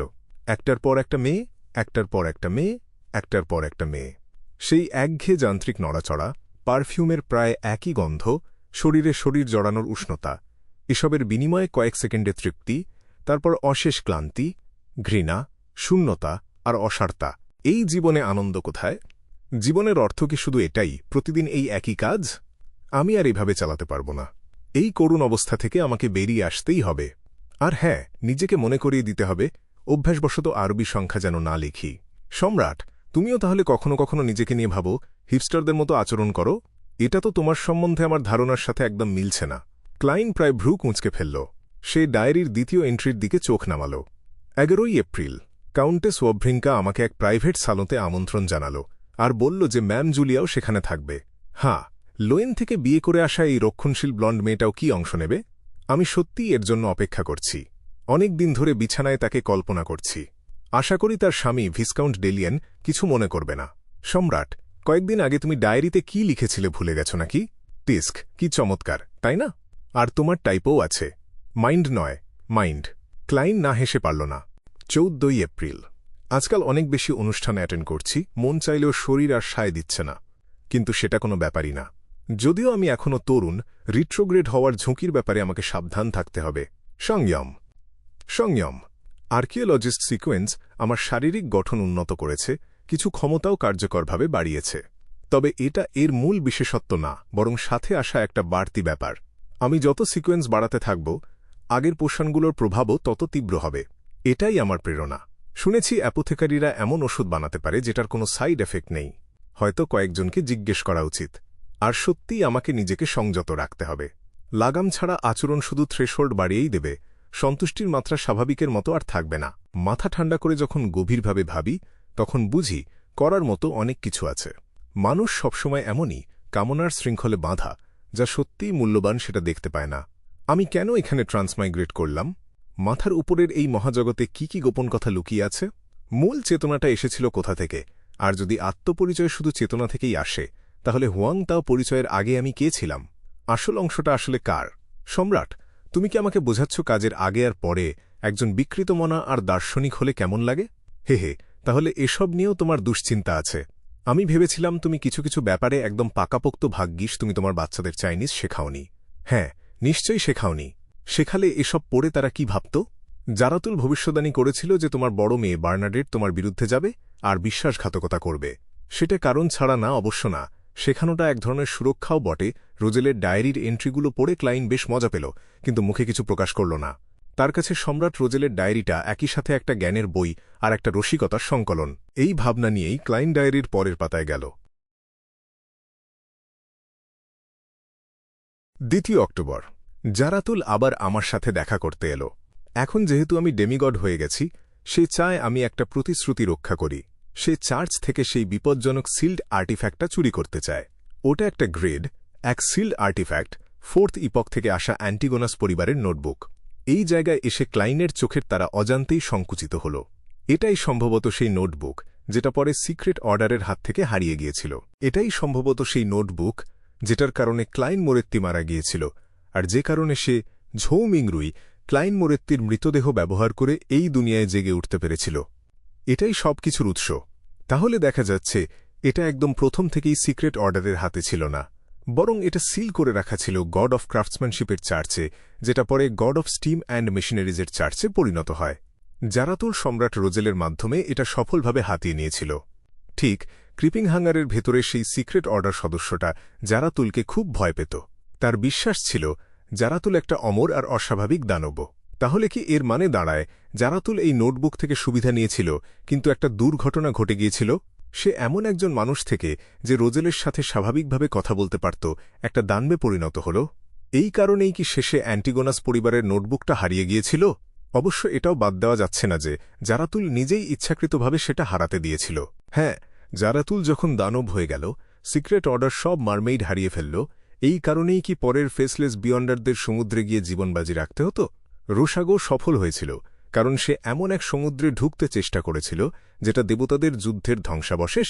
এসব চিন্তা ক্লাইনের মাথার ভেতর দিয়ে এক ঝলকে চলে গেল, আর তার বুকটা অস্বাভাবিকভাবে ভারী হয়ে এল। সে কখনো ধরে নেয়নি যে তার সামনে আসা অ্যান্টিগোনাস নোটবুকটা রোজেলের সাথে এতটা গভীরভাবে জড়িত, কারণ তার যে ধারণা সবসময় ছিল সেটা গড়ে উঠেছিল বিয়ন্ডার বৈশিষ্ট্যের সংযোজনের সূত্র থেকে, আর পরে আসা কিছু খুঁটিনাটি সেই একই যুক্তির সাথেই মিলে যেত। এরা সবাই কি সিয়ার পাথওয়ের উপরের দিকের সাথে জড়িত? ক্লাইন প্রাসাদটার দিকে চোখ বুলাল আর অসীম ধূসর কুয়াশাটার দিকে তাকাল। এটাই কি কারণ? সে নিজেকে আবার এই প্রশ্নটা করল একদম বুকের গভীর থেকে। নিজের আবেগ সামলে নিয়ে ক্লাইন ডায়েরির পরের পাতাগুলো পড়তে লাগল। পরিস্থিতি দেখে সিদ্ধান্ত নেব।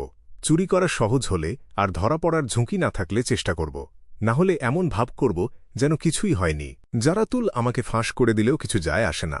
আমার বর্তমান পরিচয়, পদমর্যাদা, সিকোয়েন্স আর প্রভাবের সাথে যতক্ষণ আমি অনুতাপ করতে রাজি, চার্চ আমার কিছু করবে না।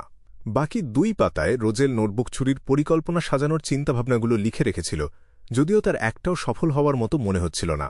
তবে ক্লাইন জানত রোজেল শেষমেশ নোটবুকটা হাতে পেয়েছিল, আর সিক্রেট অর্ডারের প্রধান জারাতুলের হাতে তুলে দিয়েছিল। একটু ভেবে ক্লাইন পাতা উল্টাল। 10ই ডিসেম্বর আবারও সেই প্রাচীন আর গোপন সমাবেশটায় যোগ দিলাম। সমাবেশে গিয়ে আবিষ্কার করলাম 4th ইপকের সলোমন এম্পায়ারের প্রতি তাদের প্রায় সবার মধ্যেই অসাধারণ বৈরিতা। আমি প্রশ্নটা তুলতেই মিস্টার হার্মিস সাথে সাথে উত্তর দিল। 4th ইপকে সলোমন এম্পায়ারের মিত্র আর সমর্থক ছিল ট্রু ক্রিয়েটর। এটা একদম সত্যি। আমি জিজ্ঞেস করার তীব্র ইচ্ছাটা চেপে রাখলাম, 4th ইপকের ইতিহাসে আমাদের সংগঠন আসলে কি করেছিল? কিন্তু প্রাসাদ থেকে বের হয়ে স্বপ্ন থেকে ফিরে আসার পর দেখলাম মিস্টার হার্মিসের এবারের রাস্তাটা কিছুটা আমার রাস্তার সাথে মিলে গেছে। ক্যাটাক্লিজম থেকে বেঁচে থাকা এই প্রাচীন মানুষটা নিশ্চয়ই আরও অনেক কিছু জানে।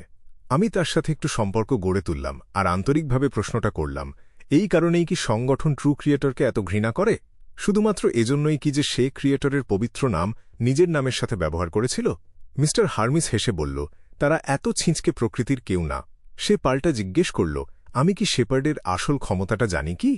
অবশ্যই, এটাই ছিল আমার উত্তর। সে আবার গভীর অর্থভরা কণ্ঠে জিজ্ঞেস করল, বর্তমান সব দেবতার মধ্যে কে সবার চেয়ে বেশি সম্ভাবনা রাখে সর্বশক্তিমান আর সর্বজ্ঞ হয়ে ওঠার দিকে এগিয়ে যাওয়ার? এটা আমার প্রথমেই মাথায় এলো শেপার্ড পাথওয়ের কথা, যেটা ডিভাউরিং আর গ্রেজিং করতে পারে, অন্য বিয়ন্ডারদের আত্মা আর বৈশিষ্ট্যের উপর নিয়ন্ত্রণ পেতে পারে। তাহলে এই কারণেই এই পাতায় শুধু এই একটাই এন্ট্রি ছিল, কিন্তু এতে অনেক তথ্য আছে। সলোমন এম্পায়ার আসলে ট্রু ক্রিয়েটরের শিবিরের অধীনে ছিল। হ্যাঁ, টিউডর পরিবারের ভূগর্ভস্থ ধ্বংসাবশেষে 6 সত্যিকারের দেবতার মানবাকৃতির মূর্তি আছে। যদিও নিশ্চিত করে বলা যাচ্ছে না সেগুলো পূজা ছিল না অপমান, একটা ব্যাপার নিশ্চিত, 6 দেবতা 3 সাম্রাজ্যের ব্যাপারে জড়িত ছিল, আর পরে ট্রুনসোস্ট রাজবংশের সাথে তাদের গভীর সম্পর্ক ছিল। 3 মহাসাম্রাজ্য কি 3টা ভিন্ন দেবতা শিবিরের প্রতিনিধিত্ব করত? ক্লাইন তার আর্কিওলজিক্যাল আবিষ্কার আর ঐতিহাসিক জ্ঞান কাজে লাগিয়ে আগের ইপকের লুকানো সত্যিগুলো খোলার চেষ্টা করল, কিন্তু এখনও কুয়াশায় ঢাকা। হার্মিস মিস্টিসিজমের সবচেয়ে পুরনো মাস্টার, তার সম্পর্কে ক্লাইনের উত্তরটা প্রায় রোজেলের উত্তরের কাছাকাছি এসে দাঁড়াল। একজন বিয়ন্ডারের সিকোয়েন্স যত বাড়ে, শেপার্ড পাথওয়ের সেন্ট আর অ্যাঞ্জেলরা তত বেশি আত্মার উপর গ্রেজিং চালাতে পারে, আরও বেশি বিয়ন্ডার ক্ষমতা পেতে পারে। শেষে ট্রু ক্রিয়েটার যদি বাকি 21টা বিয়ন্ডার পাথওয়ের গ্রেজিং শেষ করতে পারে, তাহলে সে কিছুটা হলেও সর্বশক্তিমান আর সর্বজ্ঞ ক্রিয়েটারে পরিণত হবে। সিকোয়েন্স পাথওয়েগুলোর মধ্যে এখনও অনেক রহস্য লুকিয়ে আছে। ক্লাইন চতুর্থ পাতায় গেল।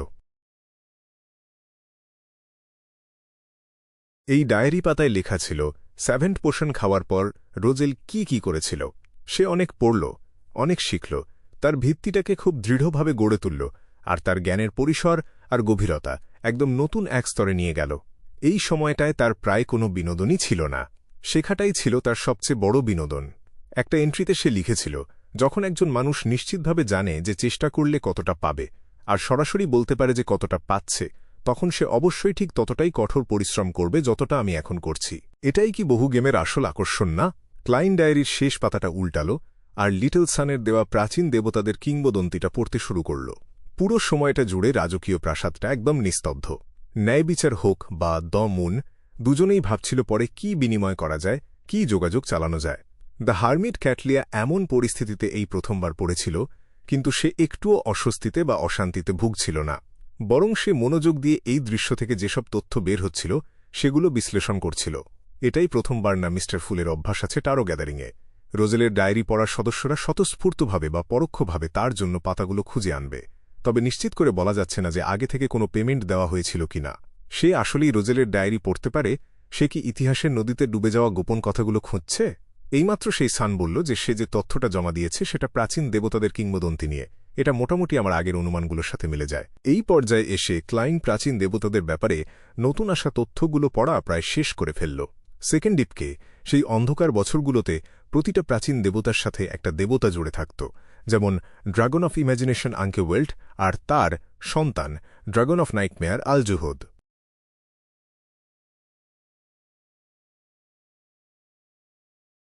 দ্য সান যে তথ্যগুলো দিল তাতে কিছু সাবসিডিয়ারি দেবতাদের উদাহরণ বিস্তারিতভাবে দেওয়া ছিল, কিন্তু বেশিরভাগ ক্ষেত্রেই তাদের আসল নাম দেওয়া ছিল না, শুধু তাদের উপাধি উল্লেখ ছিল। এর মধ্যে ছিল ভ্যাম্পায়ার অ্যানসেস্টার লিলিথের সাবসিডিয়ারি গডেস অফ বিউটি আর গডেস অফ লাইফ। ফ্লেগ্রিয়া অর্থাৎ অ্যানিহিলেশন ডিমোনিক উলফের সাবসিডিয়ারি ছিল গডেস অফ মিসফরচুন আর god of the dead. Elf king সোনিয়াথ্রিমের সাবসিডিয়ারি ছিল গড অফ লাক আর কুইন অফ ক্যালামিটি।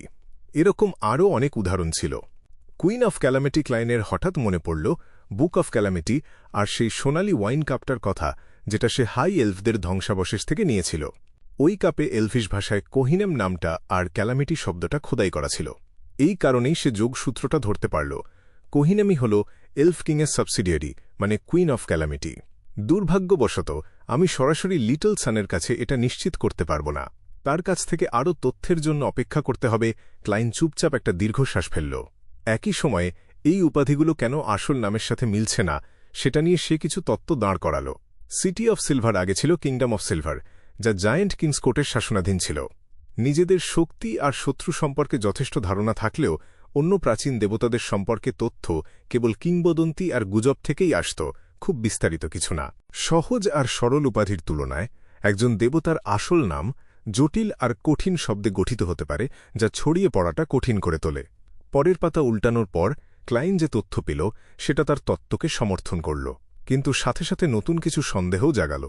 ড্রাগনদেরও একজন ড্রাগন অফ উইজডম ছিল, যে সিটি অফ সিলভারে একজন দেবতার সমতুল্য ছিল, তার নাম হেরাবার্গেন। আর জায়েন্ট কিং অরমিরের অধীনে ছিল তার বড় ছেলে গড অফ ডন বাদহেল আর তার রানী শস্যদেবী। শস্যদেবীর কেন আসল নাম নেই? সে কি জায়েন্ট কিংস কোর্টের রানী না? সিটি অফ সিলভারে তার রেকর্ড থাকার কথা। এই সাবসিডিয়ারি দেবতারা কি পরবর্তীকালের অ্যাঞ্জেল বা কিং অফ অ্যাঞ্জেলদের সমতুল্য? হ্যাঁ, এরা কি তাদের নিজস্ব পথের সিকোয়েন্স 2 আর অন্য পথের সিকোয়েন্স 1? ক্লাইন তার বিভ্রান্তি চেপে রেখে ব্লাসফেমি কার্ডে লেখা তথ্য থেকে সত্যটা অনুমান করল। একই পথের মধ্যে যদি একটা সিকোয়েন্স 0 থাকে তাহলে কোনো সিকোয়েন্স 1 থাকবে না, আর যদি সিকোয়েন্স 0 না থাকে তাহলে সর্বোচ্চ 3টা সিকোয়েন্স 1 থাকতে পারে। কিন্তু ক্লাইনের ওপর ভিত্তি করে কোনো চূড়ান্ত সিদ্ধান্তে যেতে সাহস করল না। তার জ্ঞান তো ছিল খণ্ডিত। সে এটাও জানত না যে সিকোয়েন্স 0 আর সিকোয়েন্স 1-এর জন্য কোনো পূর্বশর্ত আছে কিনা, যেটা law of Beyonder characteristics conservation and indestructibility থেকে আসা। আপাতত এটা ধরেই এগোই ক্লাইন পেছনে হেলান দিল, হাতের তথ্যগুলো অদৃশ্য হতে দিল আর হাসি মুখে বলল, তোমরা শুরু করতে পারো। এই সময়ে আলজার তখনও সিরিয়াসভাবে নিজেকে পরীক্ষা করছিল। কিভাবে ঠিকঠাক যোগাযোগ করা যায় সেটা ভাবার পর সে অন্যের জায়গায় নিজেকে রেখে দেখার কৌশল ব্যবহার করল। সে দ্য হারমিটের দৃষ্টিকোণ থেকে শুরু করল, যাকে অ্যাডমিরাল অফ স্টার্স বলে সন্দেহ করা হচ্ছিল, দেখতে চাইল ঠিক কি ফাঁস হয়ে গেছে। মিস্টার ফুল প্রত্যেক সদস্যের আসল পরিচয় একটা ঝাপসা আর বিকৃত ছবি দিয়ে ঢেকে রাখে, কিন্তু এই পদ্ধতি রং লুকাতে পারে না। গাঢ় বাদামি রং আলাদা করা কঠিন হতে পারে, কিন্তু উজ্জ্বল রংগুলো সহজেই বোঝা যায়। অন্তত আমি বলতে পারি যে মিস ন্যায়বিচার সোনালি চুলের আর তার চোখ উজ্জ্বল সবুজ। আর আমার ক্ষেত্রে সবচেয়ে স্পষ্ট জিনিস যেটা আমি লুকাতে পারি না সেটা হলো আমার গাঢ় নীল চুল। কিন্তু এটা থেকে কিছুই প্রমাণ হয় না। বলা যেতে পারে যে সেইলর পথের বিয়ন্ডারদের মধ্যে গাঢ় নীল চুল একটা সাধারণ মিউটেশন, কিন্তু এর উল্টোটা সত্যি না, কারণ এই বৈশিষ্ট্যগুলো বংশগত। সোনিয়া আইল্যান্ডে আর ডেসি বের পাশে বার্সার্ক সিতে, যেখানে আগে এলফোরা থাকত, সেখানে এলভেন রক্তের ছাপ বহন করা অনেক মানুষেরই গাঢ় নীল চুল থাকে।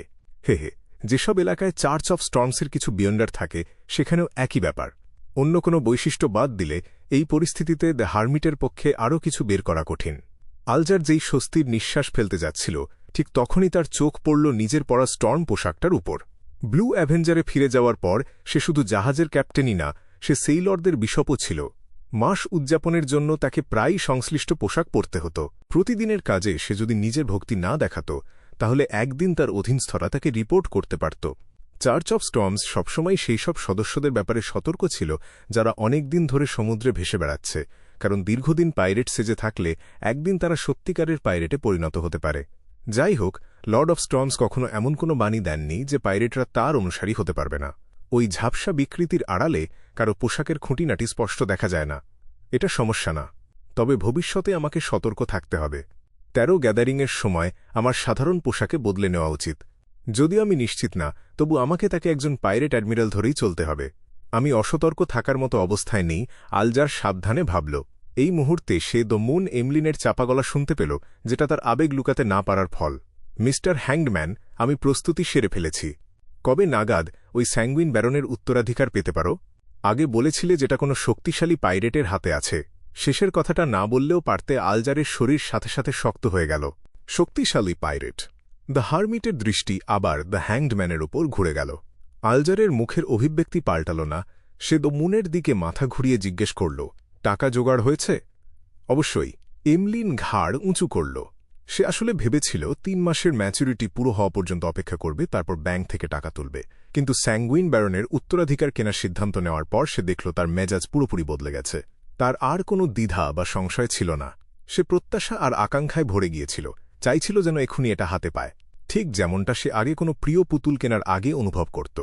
সে 1 সপ্তাহেরও বেশি সময় নিজেকে আটকে রেখেছিল। শেষে অ্যাকসেপ্টেন্স ড্রাফট বিক্রি করে দিয়ে হার মেনেছিল। কিছু টাকা ক্ষতি হলেও এটা মেনে নেওয়া যায়। অনেক ক্ষেত্রে অ্যাকসেপ্টেন্স ড্রাফট মুদ্রার মতো ব্যবহার করা যায়। এই সপ্তাহের মধ্যেই তোমার জন্য জোগাড় করে দেব। শেষবারের মতো দামটা নিশ্চিত করে নিই, 4500 পাউন্ড। ঠিক আছে? ডিল পাকা হতে যাচ্ছে দেখে আলজাদ দ্য মুনের ওই ফাঁস করে দেওয়ার কাজটা আর ঘাঁটাল না। এমলিন তার ঘরের পুতুলগুলোর কথা ভাবল, গলা পরিষ্কার করল, চোখ এদিক ওদিক ঘোরাতে ঘোরাতে বলল, একটু কমানো যায় না? এটা আমার হাতে না, তবে কম দামে পাওয়ার চেষ্টা করতে পারি। আর হ্যাঁ, আমার কমিশনের কথা ভুলো না, ওটা একটু কমিয়ে দিই। 300 পাউন্ড হলে কেমন হয়?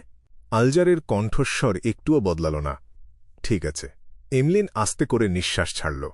বেশি শক্তিশালী ভ্যাম্পায়ার না, অপ্রাপ্ত বয়স্ক বা সদ্য পরিপক্ক কেউ ক্যাটলিয়া পাশ থেকে চুপচাপ দেখল আর নিজের সিদ্ধান্তে এল। মিস্টার হ্যাংডম্যান আর মিস্টার মুনের মধ্যে কয়েকটা বাক্যেই ডিল পাকা হয়ে যেতে দেখে অড্রি অভ্যাসবশত মনে করল তারও কিছু একটা কেনা উচিত। 1-2 সপ্তাহের মধ্যে আমি ইস্ট চেস্টার কাউন্টির সাইকোলজি অ্যালকেমিস্টসের সদস্যদের সাথে যোগাযোগ করব আর তাদের জানাব যে আমি সাইকোলজি অ্যালকেমিস্টসের সদস্য হয়েছি। আমি আমার অবদানের পয়েন্ট পরের পোষণ ফর্মুলার জন্য বিনিময় করব। আপাতত এখানে কেনার অনুরোধ করার দরকার নেই। একবার জানতে পারলে কি উপাদান লাগবে, তখন সবার সাহায্য চাইতে পারব। এখন আর কোনো রহস্যময় জিনিস কেনার দরকার নেই। একটার দাম ইতিমধ্যেই ফেরত পেয়ে গেছি। এত বেশি ঘন ঘন এরকম দুর্লভ জিনিস পাওয়া অনেক সমস্যার ইঙ্গিত দিতে পারে। অড্রির মাথায় চিন্তাগুলো দ্রুত ঘুরতে লাগল আর একটা আইডিয়া মাথায় এলো।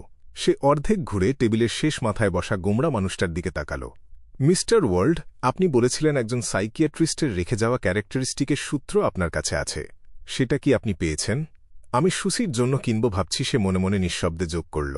আসলে যখন সে এই ব্যাপারটা ভাবছিল তখন তার মাথায় আর একটা একটু দুষ্টুমির আইডিয়া এসেছিল।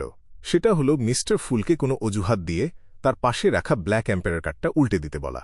তার দৃষ্টিতে ম্যাডাম হার্মিট রোসেলের ডায়েরির ব্যাপারটায় বিশেষভাবে আলোড়িত হয়েছিলেন, আর যেভাবে দ্রুত নিজেকে সামলে নেওয়ার আগে তার অস্বাভাবিক প্রতিক্রিয়া হয়েছিল তাতে এটা মোটামুটি সম্ভব যে তিনি কার্ডস অফ ব্লাসফেমির কথা জানতেন। তাই সেটা দেখা মাত্রই তার অনেক সমস্যা ফাঁস হয়ে যাবে আর তিনি মনের আসল কথাগুলো প্রকাশ করে ফেলবেন। কিন্তু শেষ পর্যন্ত সে এই চিন্তাটা বাদ দিল, এই কারণে না যে ম্যাডাম হার্মিটকে যাচাই করাটা খারাপ হবে, বরং এটা তার নিজের আর ট্যারো ক্লাবের প্রতি দায়িত্বশীল হওয়ার একটা পথ। মিস্টার ফুলের হয়ে তার সিদ্ধান্ত নেওয়া উচিত না। তিনি যদি চাইতেন ম্যাডাম হার্মিট ব্লাসফেমি কার্ডটা চিনুক, তাহলে তিনি নিজেই সেটা উল্টে দিতেন। তিনি যদি না চান তাহলে যে কোনো চেষ্টাই তার ইচ্ছার বিরুদ্ধে যাবে। অড্রি গম্ভীরভাবে কিন্তু প্রায় অলক্ষ্যে মাথা নাড়ল। এই মুহূর্তে দ্য ওয়ার্ল্ড খসখসে গলায় জবাব দিল, তুমি যদি নিশ্চিত হও যে এটা তুমি চাও তাহলে যত তাড়াতাড়ি সম্ভব আমি তোমাকে দিয়ে দেব। দাম 1800 পাউন্ড। সাধারণত একজন সাইকিয়াট্রিস্টের বিয়ন্ডার ক্যারেক্টারিস্টিকের জন্য 1200 থেকে 1500 পাউন্ড নেওয়াটাই উপযুক্ত হতো, কিন্তু ক্লাইন একটু দাম বাড়িয়ে দিল। দেখতে চাইল মিস ন্যায়বিচার কতটা দিতে পারে। ঠিক আছে, অড্রি হালকা গলায় সম্মতি দিল। সে ভাইকাউন্ট গ্লেন্টকে তার পাওনা টাকা শোধ করে দিয়েছিল। প্রাপ্তবয়স্ক হওয়ার পর পরিবারের জায়গিরে ফিরে গিয়ে সে অনেক উপহার পেয়েছিল। এটা এমন একটা সময় যখন তার আর্থিক অবস্থা বেশ ভালো। সে এমনকি পরের মাসে মিস্টার ফুলের ব্লেস্টকে টাকা ফেরত দেওয়ার ব্যবস্থাও করে রেখেছিল। ভবিষ্যতে তার মাসিক আয় 3000 পাউন্ডের উপরে থাকবে, আর তার স্বাভাবিক খরচের একটা বড় অংশ তার নিজের বহন করতে হবে না, কারণ বাবা মায়ের ভালোবাসা আর তার আগের কৃতিত্বপূর্ণ কাজের ফল। দুজনে যখন কথা বলছিল, দ্য হ্যাংডম্যান কিছুটা অবাক হল। দ্য ওয়ার্ল্ড গতবারই ফেসলেস বিয়ন্ডার ক্যারেক্টারিস্টিক বিক্রি করেছিল, আর সম্প্রতি স্টিল মাভেতির বিয়ন্ডার ক্যারেক্টারিস্টিকও অর্জন করেছিল। তবু এখন তার সংগ্রহে একজন সাইকিয়াট্রিস্ট ক্যারেক্টারিস্টিকও আছে বলে মনে হচ্ছে, আর এই সব কিছু 1 মাসেরও কম সময় হয়েছে। দ্বিতীয়বার ভাবার পর আলজার তাড়াতাড়ি বুঝতে পারল দ্য ওয়ার্ল্ড মিস্টার ফুলের একদল ব্লেসডের প্রতিনিধিত্ব করে। এগুলো হয়তো অন্য ব্লেসডদের সংগ্রহ। সে যখন এটা ভাবছিল, ক্লাইন যে দ্য ওয়ার্ল্ড মিস ন্যায়বিচারের সম্পদের প্রাচুর্যে হতবাক হয়েছিল। সে ভেবেছিল মিস ন্যায়বিচার যে সবেমাত্র একটা রহস্যময় জিনিসের জন্য 5500 পাউন্ড খরচ করেছে, আগের মতো আর সচ্ছল থাকবে না, ঠিক গত বছরের মতো। তাই সে দরকষাকষির জন্য একটু জায়গা রেখেছিল। কে জানত যে সে কোনো দ্বিধা ছাড়াই ডিলে রাজি হয়ে যাবে। সে কি কোনো সোনার খনি পেয়েছে? ক্লাইন মনে মনে ঠাট্টা না করে পারল না। ওদের আলোচনা শেষ হতে দেখে ডেরিক তাড়াতাড়ি হাত তুলল, মিস ন্যায়বিচারের কাছ থেকে শিখে। আপনাদের মধ্যে কার কাছে রেডিয়েন্ট স্পিরিট প্যাক্ট ট্রির ফল আছে? সোলার হাইপ্রিস্ট পোষণের অন্য উপাদানগুলো সে বেশ সফলভাবেই সংগ্রহ করে ফেলেছিল। ক্যাটলিয়া যেমন প্রথম দিকে অনুমান করেছিল যে মিস ন্যায়বিচার একজন এখনও উন্নতি না করা সাইকিয়াট্রিস্ট, ঠিক তেমনই সে এই অনুরোধটা শুনল। কয়েক সেকেন্ড চুপ থাকার পর সে বলল, আমার কাছে আছে। বিনিময়ে কি দিতে পারো? অনেকক্ষণ পর্যবেক্ষণ করার পর সে একটা ছোটখাটো লেনদেনে জড়ানোর সিদ্ধান্ত নিল, যাতে ট্যারো ক্লাব কিভাবে চলে সেটা আরও গভীরভাবে বুঝতে পারে।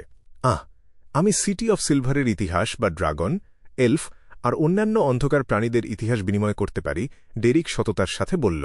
ম্যাডাম হার্মিট, এটা সিটি অফ সিলভারের আশেপাশে সাধারণত দেখা যায় এমন দানবদের একটা তালিকা। আপনার যে কোনো উপাদান দরকার সেটা এখান থেকে বেছে নিতে পারেন। কত সরল! ক্লাইন প্রায় সেই চমৎকার প্রাসাদের গম্বুজের দিকে তাকিয়ে গেল। ও কি বলছে? ক্যাটলিয়া একটু ভ্রু কুঁচকাল। দ্য শানের মুখ থেকে একটাও শব্দ ঠিকমতো বুঝতে পারল না।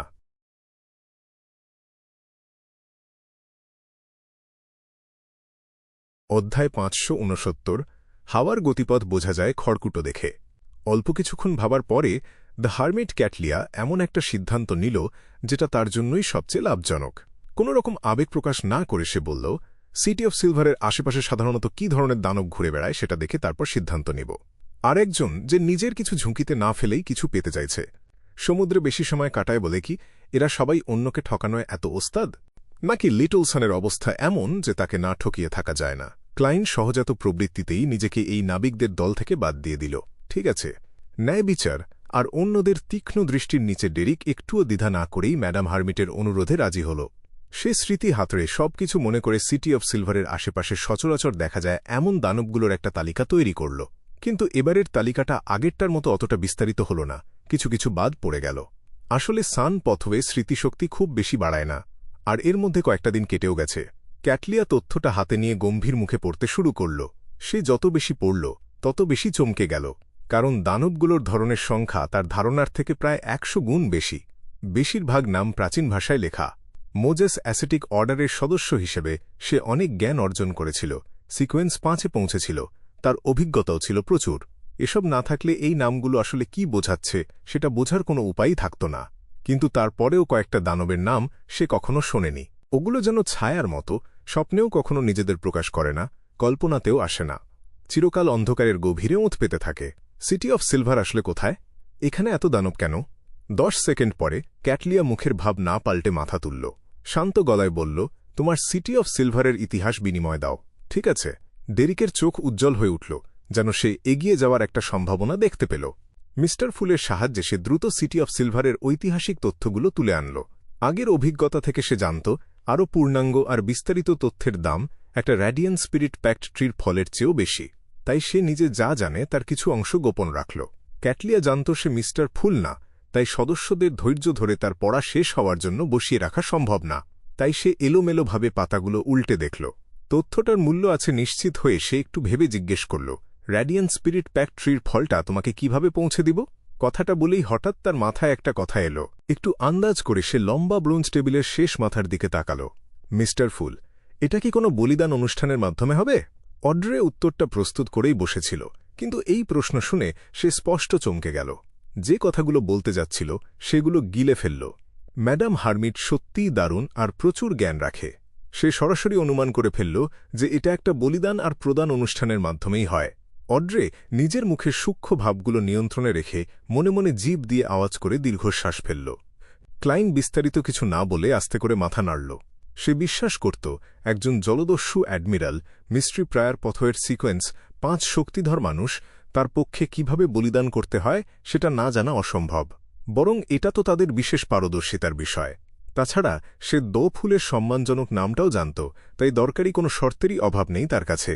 আসলেই একজন ঈশ্বরসম সত্তা যখন কোনো সমাবেশের সাক্ষী থাকে, তখন বলিদান আর প্রদান পদ্ধতিই হল লেনদেনের সবচেয়ে নিরাপদ আর সুবিধাজনক উপায়।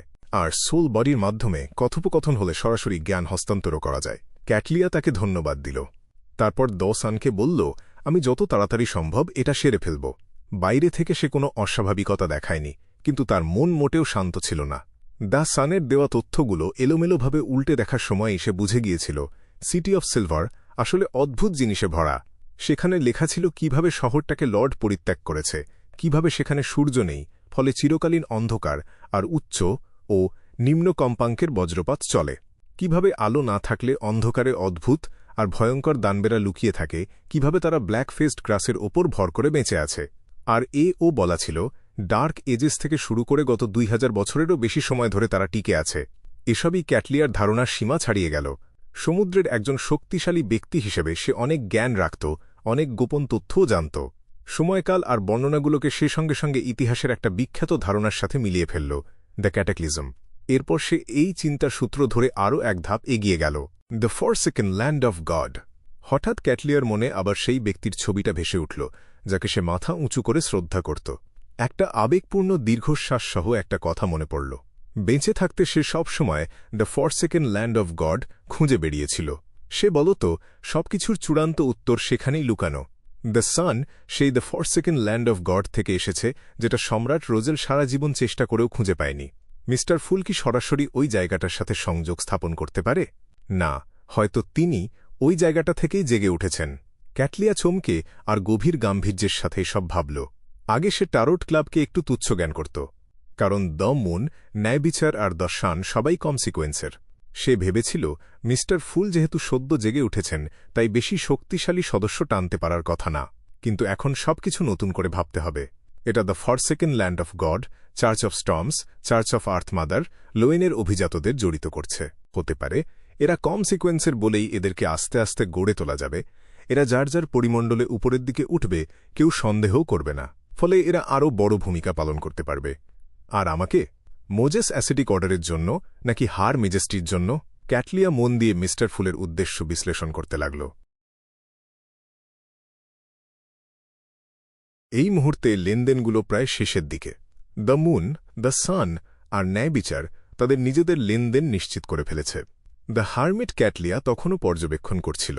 সাবধানতার খাতিরে সে নিজের সম্পর্কে আরও তথ্য ফাঁস করতে চাইছিল না, তাই হুট করে মুখ খুলল না। আলজার আসলে একটা অনুরোধ করার পরিকল্পনা করেছিল, সিকোয়েন্স 5 ওশান সংস্টার পোষণের ফর্মুলা কিনে নেবে, যাতে পরের ধাপের প্রস্তুতিগুলো নিতে পারে। কিন্তু দ্য হারমিট যোগ দেওয়ায় সে বিশেষভাবে সতর্ক হয়ে গেল। শেষ মুহূর্তে সিদ্ধান্ত পাল্টে ফেলল। ঠিক করল উইন্ড ব্লেজডে সত্যিকার অর্থে উন্নীত হওয়া পর্যন্ত অপেক্ষা করবে। নিজে আরও শক্তিশালী হলেই কেবল তার দম ফেলার মতো জায়গা হবে। ফোর্সওয়েল জানত তার শিক্ষকের কাছ থেকে শিগগিরই অ্যাস্ট্রোলজার পোষণের ফর্মুলা আর কিছু উপকরণ পেয়ে যাবে। তাই সে এখনই কেনার দিকে অগ্রাধিকার দেয়নি, শুধু চুপচাপ দেখে যাচ্ছিল। সে আসলে একটা মিস্টিক্যাল আইটেম কেনার ইচ্ছাটা চেপে রেখেছিল। তার ট্রিকমাস্টার ক্ষমতাগুলো একটু চটকদার হলেও শক্তিতে অনেক কম, আর তার অ্যাপ্রেন্টিস ক্ষমতাগুলো শুধু দেয়াল ভেদ করা আর দরজা খোলার কাজে আসে। এই ঘাটতি পুষিয়ে নেওয়ার জন্যই সে কিছু কিনতে চেয়েছিল, কিন্তু আসল জীবনের পরিস্থিতি তার ইচ্ছাকে চাপা দিয়ে রাখল। আজ পর্যন্ত তার সঞ্চয় 400 পাউন্ড ছাড়িয়েছে। মধ্যবিত্ত একজন মানুষের জন্য এটা মন্দ না, কিন্তু সে স্পষ্ট মনে করল মিস ন্যায়বিচার আগে 5500 পাউন্ড দিয়ে একটা মিস্টিক্যাল আইটেম কিনেছিল। মোটামুটি গুণমানের, খুব বেশি নেতিবাচক পার্শ্বপ্রতিক্রিয়াহীন মিস্টিক্যাল আইটেমেরও তো 1-2000 পাউন্ড লাগবে। ফোর্স ক্লান্তভাবে বসে রইল, কিছু কেনার জন্য মুখ খুলতে পারল না। ক্লাইন দ্য ওয়ার্ল্ডকে নিয়ন্ত্রণ করে চারপাশটা একবার দেখে নিল। তারপর কর্কশ গলায় বলল, আমার একটা 6 উইংড গার্গোয়েলের চোখ দরকার। ম্যারিওনেটিস্টের অতিরিক্ত উপকরণগুলো, ড্রাগো ছাল আর সোনিয়া দ্বীপের গোল্ডেন স্প্রিংয়ের ঝর্ণার পানি রহস্যময় জগতে বহুল ব্যবহৃত জিনিস। ভিন্ন ভিন্ন সময় কিনলে কেউ সন্দেহও করবে না। তাই ক্লাইন শুধু 6 উইংড গার্গোয়েলের চোখ চাইল। দ্য হারমিট দ্য ওয়ার্ল্ডের দিকে তাকাল। তাড়াহুড়া না করেই বলল, 300 পাউন্ড অথবা সমপরিমাণ স্বর্ণমুদ্রা। সে খেয়াল করেছিল আগের সব লেনদেন লোয়েনের গোল্ড পাউন্ডে হয়েছে। অ্যাডমিরাল অফ স্টার্সের কাছ থেকে এটাই প্রত্যাশিত, যার একটা প্রাচীন গোষ্ঠী সমর্থনপুষ্ট জলদস্যু দল আছে। সে অনেক সম্পদশালী, আর তার দামও সাধারণের থেকে কম। লিটল সানের আসন্ন উন্নয়ন, আর সে যে শিগগিরই বিয়ন্ডার চারিত্রিক বৈশিষ্ট্যের মানসিক দূষণ দূর করার পদ্ধতি জোগাড় করতে যাচ্ছে। এসব না থাকলে আমি এই সমস্যা নিয়ে তার পরামর্শও নিতাম। ক্লাইন এসব ভাবতে ভাবতে দ্য ওয়ার্ল্ডকে দিয়ে গভীরভাবে হাসাল। ঠিক আছে। লেনদেন শেষ হওয়ার পরে দৈত্যের বাসস্থানের মতো প্রাসাদটা 10 সেকেন্ডের বেশি সময় ধরে নীরব হয়ে রইল। মিস্টার ফুল মনে করিয়ে না দিলেও ন্যায়বিচার, দ্য সান আর বাকিরা বুঝতে পারল তারা এখন ফ্রি এক্সচেঞ্জ পর্বে ঢুকে গেছে।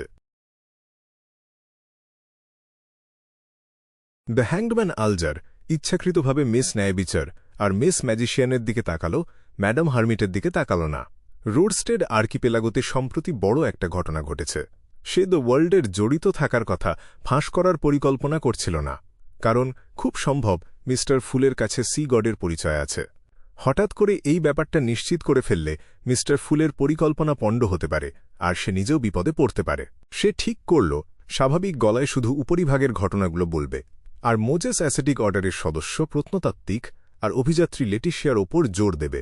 এর মাধ্যমে দ্য হারমিটকে বাজিয়ে দেখবে সে অ্যাডমিরাল অফ স্টার্স ক্যাটলিয়া কিনা, কারণ গুজব ছিল এই জলদস্যু অ্যাডমিরাল মোজেস অ্যাসেটিক অর্ডারেরও সদস্য।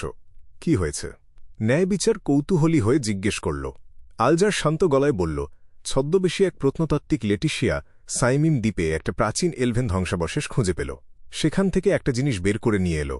এতে স্থানীয় মানুষেরা যে দেবতাকে বিশ্বাস করত, সেই সি গড কালভেটুও ভেঙে পড়ার দ্বারপ্রান্তে চলে গেল। এই ভুয়া দেবতা সুনামি তৈরি করে দ্বীপটা ডুবিয়ে দিতে চাইছিল, যাতে মৃত্যুর সময় সবাই তার সঙ্গী হয়। কিন্তু চার্চ অব স্টর্মসের সি কিং এই চেষ্টা ঠেকিয়ে দিল। শেষ পর্যন্ত লেটিশিয়াকে খুঁজে পাওয়া গেল, আর কালভেটুও মারা গেল। সুনামির হুমকি মিটে গেল। কিন্তু অদ্ভুত ব্যাপার, সি গডের বিশ্বস্ত ভক্তরা এখনও মাঝে মাঝে সাড়া পাচ্ছে। লেটিশিয়া মারা গেছে একটা প্রাচীন এলভেন ধ্বংসাবশেষের জন্য। ক্যাটলিয়া এই প্রত্নতাত্ত্বিকের কথা আগে শুনেছিল, যে একই সংগঠনের সদস্য ছিল, কিন্তু তার সাথে খুব বেশি পরিচিত ছিল না, কারণ মোজেস অ্যাসেটিক অর্ডারের আনুষ্ঠানিক সদস্যদের নির্দিষ্ট সময় ধরে নীরব তপস্যা সাধনা করতে হয়। পুরো মনোযোগ দিয়ে সে নিজের ক্ষমতা এমনভাবে নিয়ন্ত্রণ করতে পারত যা সাধারণ মানুষের ক্ষমতার অনেক ঊর্ধ্বে। তাই দ্য হ্যাংডম্যানের বর্ণনা শোনার সময় সে শুধু একটু নড়ে চড়ে উঠল, কোনো স্পষ্ট অস্বাভাবিকতা প্রকাশ করল না। মনোযোগ দিয়ে শুনতে লাগল। দ্য হ্যাংডম্যান যখন বলল কালভেটুয়া মারা গেছে কিন্তু সি গড এখনও তার ভক্তদের সাড়া দিচ্ছে, তখন ক্যাটলিয়া প্রথমে বিভ্রান্ত হয়ে ভ্রু কুঁচকাল। তারপর তার আধ্যাত্মিক অন্তর্দৃষ্টি দিয়ে একটা দৃশ্য মনে করল। গতকাল সে দেখেছিল মিস্টার ফুল যখন তিনি তাকে ধূসর কুয়াশার ওপরে টেনে তুলেছিলেন, তখন তার হাতে একটা দুধ সাদা রাজদণ্ড ছিল। রাজদণ্ডের ডগায় অনেকগুলো ক্ষুদ্র নীল মণি ছিল, যেগুলোতে অসংখ্য পবিত্র আলোর বিন্দু ঘুরপাক খাচ্ছিল। আর সবচেয়ে গুরুত্বপূর্ণ ব্যাপার, ওটা থেকে এক ধরনের ঈশ্বরত্বের আভা বেরোচ্ছিল, যেন সমুদ্র আর ঝড়ের দেহধারী আভা। এটা ক্যাটলিয়া সহজাত প্রবৃত্তিতে লম্বা ব্রোঞ্জ টেবিলের শেষ মাথার দিকে মাথা ঘুরিয়ে তাকাল, যেখানে মিস্টার ফুল ধূসর সাদা কুয়াশায় ঢাকা হয়ে বসেছিলেন।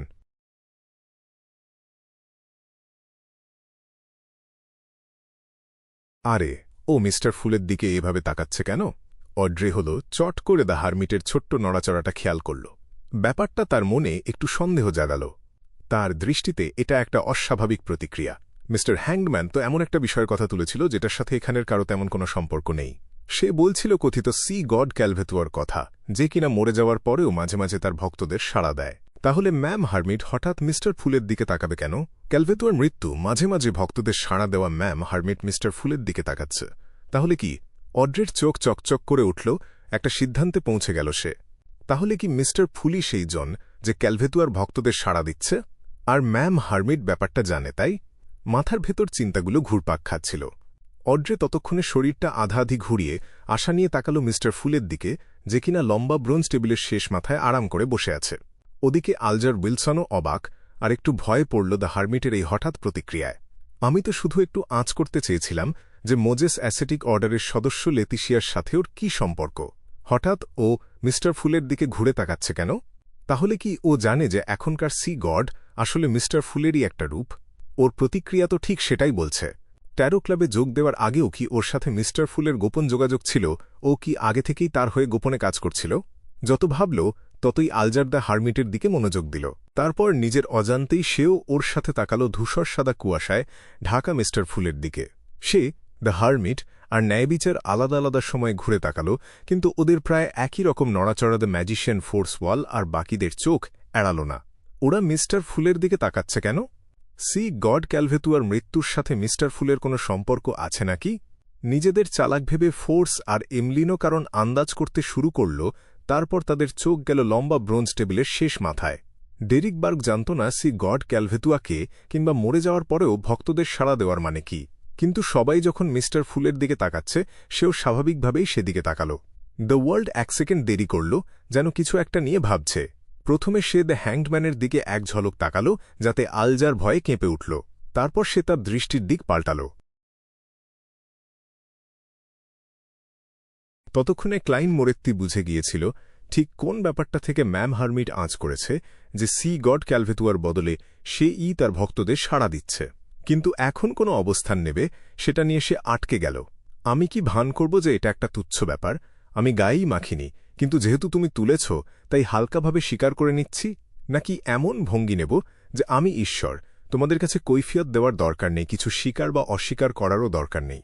ক্লাইন দ্য ফুলের চরিত্রটা মনে করে চট করে সিদ্ধান্ত নিয়ে নিল। সিদ্ধান্ত হল কিছু স্বীকারও করবে না, অস্বীকারও করবে না, যাতে ঈশ্বর হিসেবে নিজের অবস্থান নষ্ট না হয়। কিন্তু একটা নির্দিষ্ট পয়েন্টে একটা মাত্র বাক্য জুড়ে দেবে। যারা আন্দাজ করতে পারেনি তারা আরও গুলিয়ে যাবে, আর যারা সন্দেহ করছিল তারা একটু আলো পেয়েও তবু কুয়াশায় ডুবে থাকবে। মনে মনে বুঝবে মিস্টার ফুল আসলে কতটা অগম্য।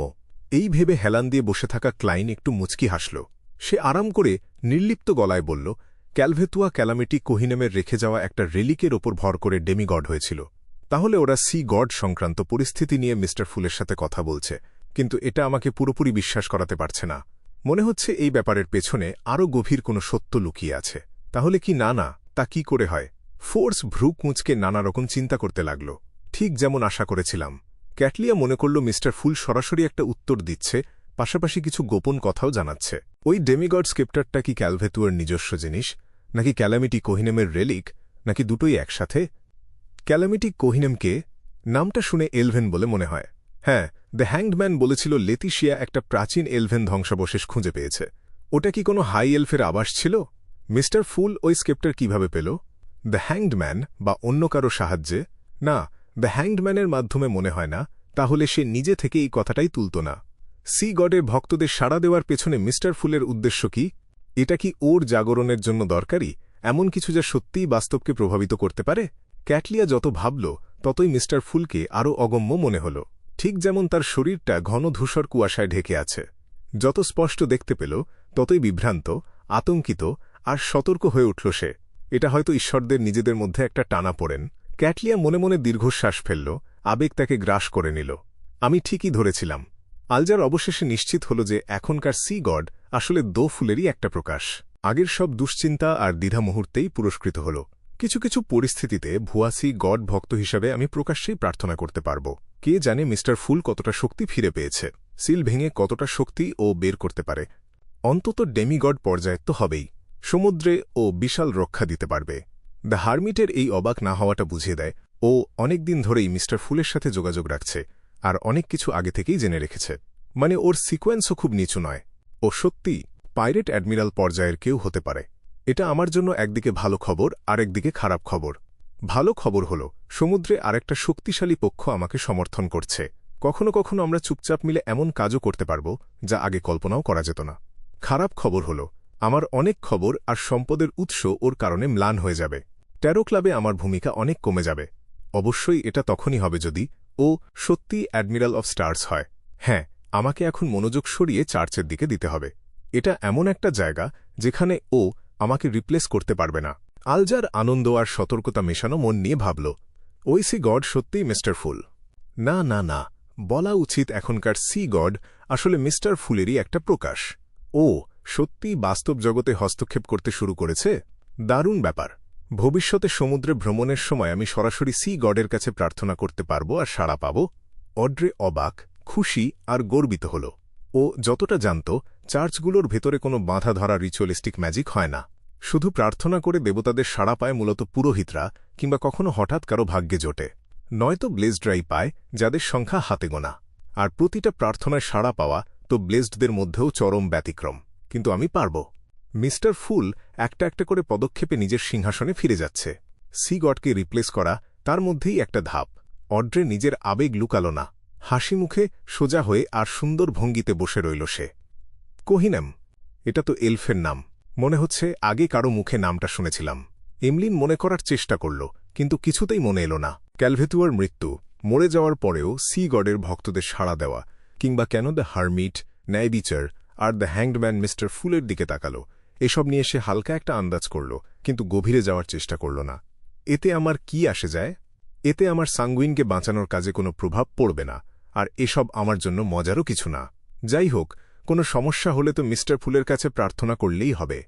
বাকিদের আবেগের পরিবর্তন দেখে এমলিন মনে মনে অবজ্ঞা মেশানো গলায় বিড়বিড় করল, ক্যালামিটি, কুইন অফ ক্যালামিটি। কিন্তু কোথাও তো লেখা নেই যে ওর নাম কোহিনেম। ডেরিক মাথাটা একটু বাঁদিকে কাত করল। কিছু মনে করার চেষ্টা করার সময় তার এই অভ্যাসটা ছিল। দেখে মনে হচ্ছে লিটল সানও নিশ্চিত নয় কোহিনেমি কুইন অফ ক্যালামিটি কিনা, না হলে ওর এমন প্রতিক্রিয়া হতো না। ক্লাইন একটু হতাশ হয়ে চোখ সরিয়ে নিল। সে দ্য ওয়ার্ল্ডকে দিয়ে একটা কাশি দেওয়াল, যাতে সবাই নিজেদের ভাবনা থেকে বেরিয়ে আসে। তারপর দ্য ওয়ার্ল্ড দ্য ফুলের সাহায্যে একটা ছবি বানাল। সে টেবিলের দুই পাশে ছবিটা দেখিয়ে জিজ্ঞেস করল, এই মেয়েটাকে কেউ চেনো? ছবিটা ছিল লাল চুলের হেলেনের। ক্লাইন মূলত জানতে চেয়েছিল অ্যাডমিরাল অফ স্টার্স ক্যাটলিয়া কিংবা দ্য হ্যাংডম্যান আলজার ওকে চেনে কিনা। সমুদ্রে এদের খবর তো বেশ ভালোই থাকার কথা। আলজার এক ঝলক তাকালো ছবিটার দিকে। ঠিক যখন বলতে যাবে যে চেনে না, তখনই ম্যাম হারমিট গম্ভীর গলায় বলে উঠল, লাল চুলের হেলেন। ও এক পতিত অভিজাত পরিবারের। ওর শরীরে ইন্টিসের স্মরণ পরিবারের রক্তের ধারা আছে।